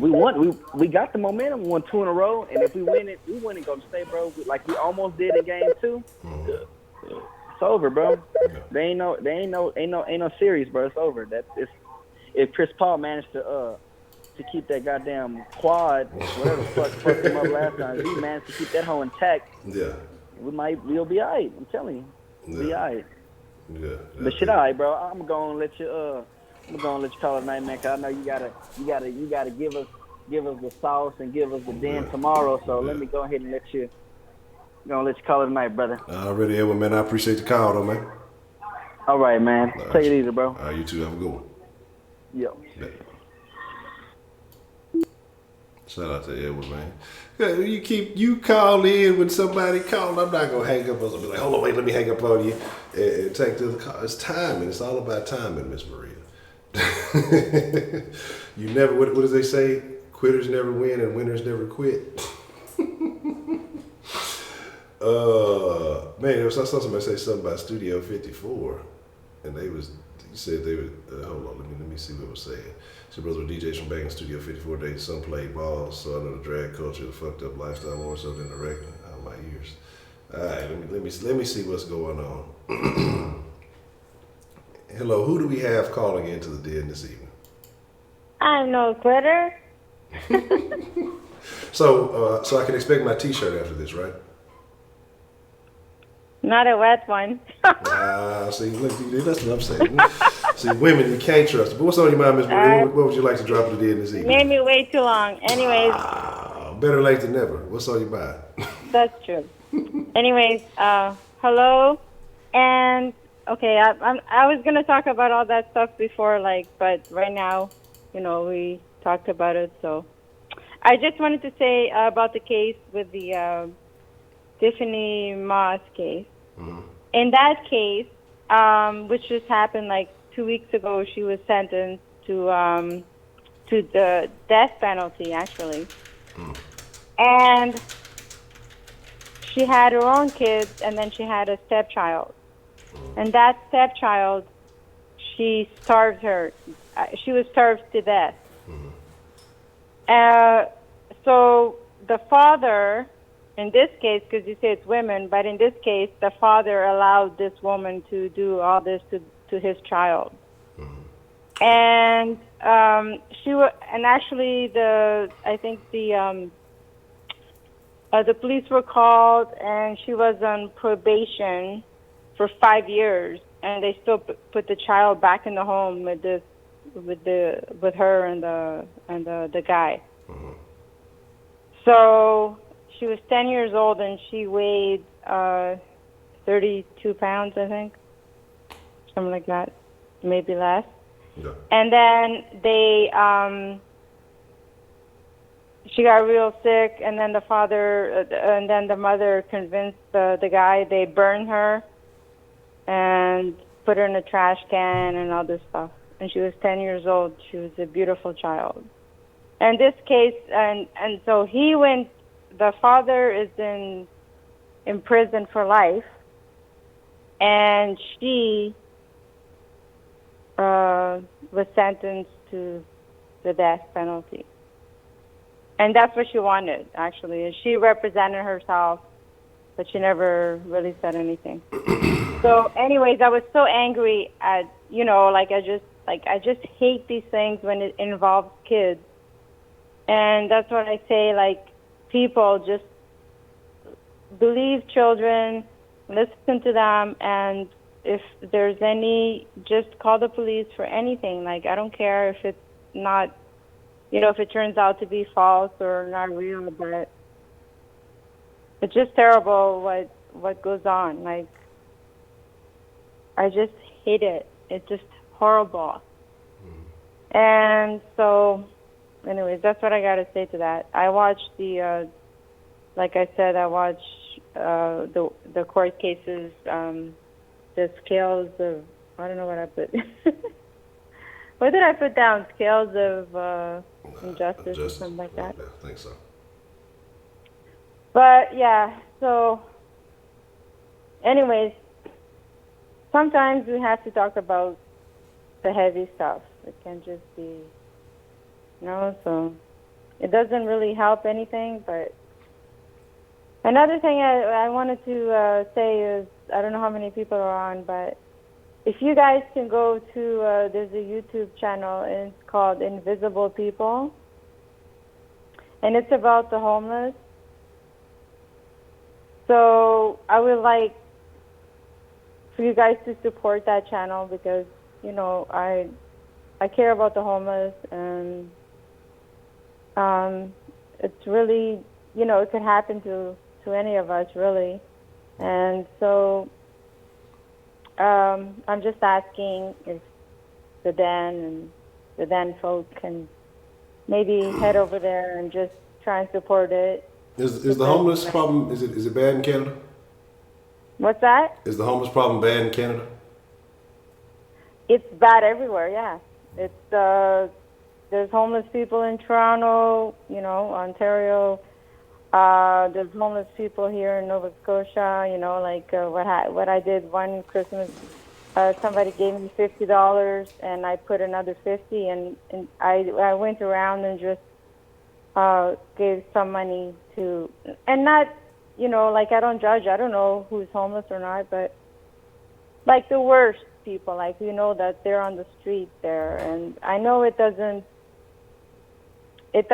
give them a home. Like, my wish is to give these people a home, but I actually just talk to them, and I don't just put the money on throw it somewhere. I actually talk to them, and what helps is that they're not invisible, Yeah. People actually stop and see them, because it's horrible. Like, if you see a dog on the street, or if there's a pet or something like that, everybody helps the dog, but you see a human being, you judge. Well, why aren't you working? This and that. You should be working. Everybody just, passes by them. And personally, I can't just walk by somebody, because I'll give something, $5. I'll stop and talk to them. Just make them feel like, somebody cares. Yeah. And when you just walk by someone like that, it makes them feel worse, And I'm not talking about kids that are there with a sign, well, I'm hungry, Then in that case, I just go and take them, and I'll buy them food. You know what I'm saying? But I'm just hoping that you guys will go to that channel. I watched it yesterday. Like, I was in tears, because I always, for a long time, like, I just want to help the homeless. I just don't know how to go about it. Like, I'm not rich. I can't. If I was rich, if I won a lottery, I would get a place and just help them, set them up, clean them up, and try to get them jobs and stuff like that, because there should be no homelessness. You know what I'm saying? Like, what gets me upset is, like, when we keep bringing other people, which I understand. Like, I'm from Portugal, and I came here, but I was sponsored. I didn't come by boat or asylum or anything like that. But you got to take care of your own backyard, right? Yeah. You keep bringing people here, and I'm talking, this is in Canada and United States, and we have our own people on the street with no homes. but then we're giving other people homes. I don't know. To me, that doesn't make sense. It's a tough situation. It's a lot of layers to it, and it's just, some people just want to opt out of life, and they may not necessarily want to commit suicide or kill themselves or anything like that, but they just want to opt out of all the bullshit. And I've heard so many different stuff. I'm not saying that's everybody's case, but like I saw somebody mention, hey, anybody could be a couple of paychecks away. They say most Americans don't even have $1,000 saved up, and most people live check to check. Even I think I just caught it here, but they say even like doctors and people who make real good money and shit. These motherfuckers live check to check. As soon as they make more money, they spend more money. So you'll be surprised. Just because a person may have nice things, they're not that far away from being on the streets with themselves, man. Themselves. So it's definitely something to. Yeah, the more you have. Yeah. The more you have, the more you gotta spend, right? Yeah. You have 2 cars, you have more payments. You have a bigger house. It's all relative. But what I'm talking about is like these people, like things happen, like people handle things differently, like. You know what I'm saying? They interviewed, if you go to the channel, the guy actually that does the channel, he used to be homeless. And he's not far from it again, but he goes and interviews homeless people like they're not, druggies or falling down, whatever. I'm saying we should care about those people too. But these are ex-lawyers, but they lost a wife or they handle things differently and they just lose everything. Yeah. So it's from all walks of life, and it's really sad because it could be me, you, anybody, and never judge. Like I don't know. I would just like if you guys could just go to that channel, and if you like it. Yeah, I'm checking it out. It's called Invisible People. I'm gonna definitely go take a look at it and see what it's about. Thank you, Honcho. All right. I appreciate that. Now, on another note, I saw I don't know what Met Gala is. I don't really watch celebrities that much, but I saw Lady Gaga. And it's a 16-minute whatever she did, and it's so dumb. Like I'm embarrassed to be a woman when I watch that. But it just goes to show with people that have money, what they have time on their hands, and they do stupid shit like that. Go help somebody. Go do something meaningful. So, anyways, I don't know. You guys watch it. And see if you agree with me. It could be something, it doesn't have to be for tomorrow, but kind of a subject where these celebrities that just want to get attention, stupid attention, and which celebrities actually, do good, and which celebrities just out there just... But I just saw that, I'm thinking, oh my God. Like, I commented on it. I get... Yeah, I don't really comment good things, so I get bought out of everywhere. But I just said there's no lady on there, just Gaga. Because anyway, so if you want to go watch it, maybe you could, like I said on my message there, you could make your decision. If you want to talk about, once you watch it, you might want to talk about it. You really have to watch it to see how. And make your own thing about it. You're smarter than me, I guess, because you're older. Well, I don't know about that. You just win. I ain't even finna go there. I'm gonna leave. I'm gonna let you have that win. I'm not even gonna argue with you. But yeah. Anyways, all right. Well, I know yesterday you did a long night and you must be tired. And I want to find a way to give you money. I'm gonna try and figure out my PayPal thing. I don't know how to deal with that. No, it's not that hard. Just I wanted to do e-transfer, which I don't think it exists in the United States, but it's just like it's so easy. You just send it to an email, but I don't think you can do that through. Anyways, I'll figure out something. Okay. Well, it'll be a big nice. Maybe I'll be a moderator or a hero or whatever. But anyways, if you guys go to the invisible people and maybe try and support it, I'd really appreciate it. Yeah, I'm definitely gonna check it out. Definitely will. I have nothing to do with it. I just watched it, started watching yesterday, and read about the actual host and stuff like that. He used to be homeless, and he doesn't really have much, anyways, right now. But he just goes and interviews people, and I think the government should be, doing something about it. Okay. Stop bringing people. Stop supporting. I know it's not stop bringing people. It's like take care of your people.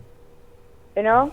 It's like you have 5 children, you can't see them, and you're gonna adopt another child, kind of thing. You know what I'm saying? Yeah, I get you. That's kind of the analogy that I can put forward. But anyways, it was nice talking to you. All right. Well, Miss Maria, it was nice talking to you also. I'll be expecting that t-shirt Yeah. But I appreciate your call. Well, you gotta make sure you make up your mind what the contest is. Yeah, I'm trying. You have a lot on your plate. Yeah, I got about a lot. for us women. Yeah, who win the shirt. That's what I said. I got a lot of work. I'll have it all figured out tomorrow. I'll definitely have an idea of how we gonna make it all work. All right, Honcho. All right, Thank you, and thank you for when you give us your extended time. I appreciate it. All right, well, thank you, Miss Maria, and I expect a All call right. from you soon. All right. All right. Good night, everybody. Bye. All right, bye. All right. That's gonna be the last call, damn it. A lot of stuff going on. I don't even know what the Met Gala is. I've heard of it a bunch of times, never watched it, don't know what that shit is. I have no idea what that shit is about. So I'll figure that out. I'll try to take a look at that.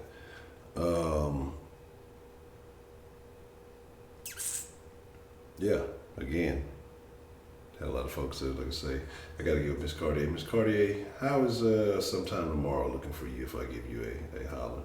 So we can start talking about some things for making these future plans. And let me think outside of that. Like I said, I'm gonna be dropping more content. I'm gonna try to stay on top of this story and finding out what is going on here in Houston with this. A couple other stories that I want to drop. Shout out to everybody who has been sending and sharing stories. I really appreciate it. Like I said, I'm gonna keep dropping more content, more short form content. So don't be surprised if you see 3 or 4 videos a day on the den, because I really want to start. I'm testing some things out to see what really. Thursday is better? Okay, we'll bet Thursday. We'll make it happen on Thursday. Like I said, just expect a lot more short form content, and I'm gonna make it shake, man. I appreciate all you folks for being denizens. I appreciate you taking your time and being generous enough to hang out and chop it up with your boys, share some information, have these discussions, because again, it's not everywhere where you can have real discussion. Society doesn't want us to talk about things the way that it should be, but sometimes it's uncomfortable to talk about these things, but we must. So I appreciate all of you. Thank all of you.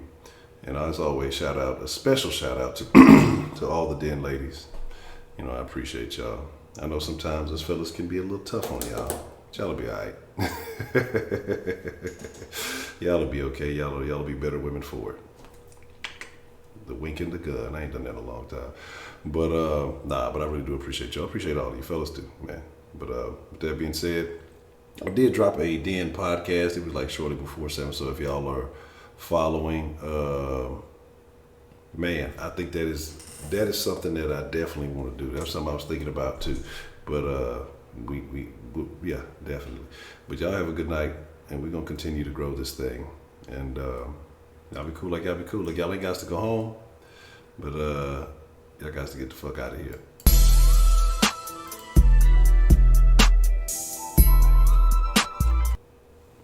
What y'all doing? Y'all still in there cool? Oh, Rockets with their warrior ass. They finna go to the Oracle. They finna bust them up. Even though I don't talk sports in here. Heidi's losing money out the ass.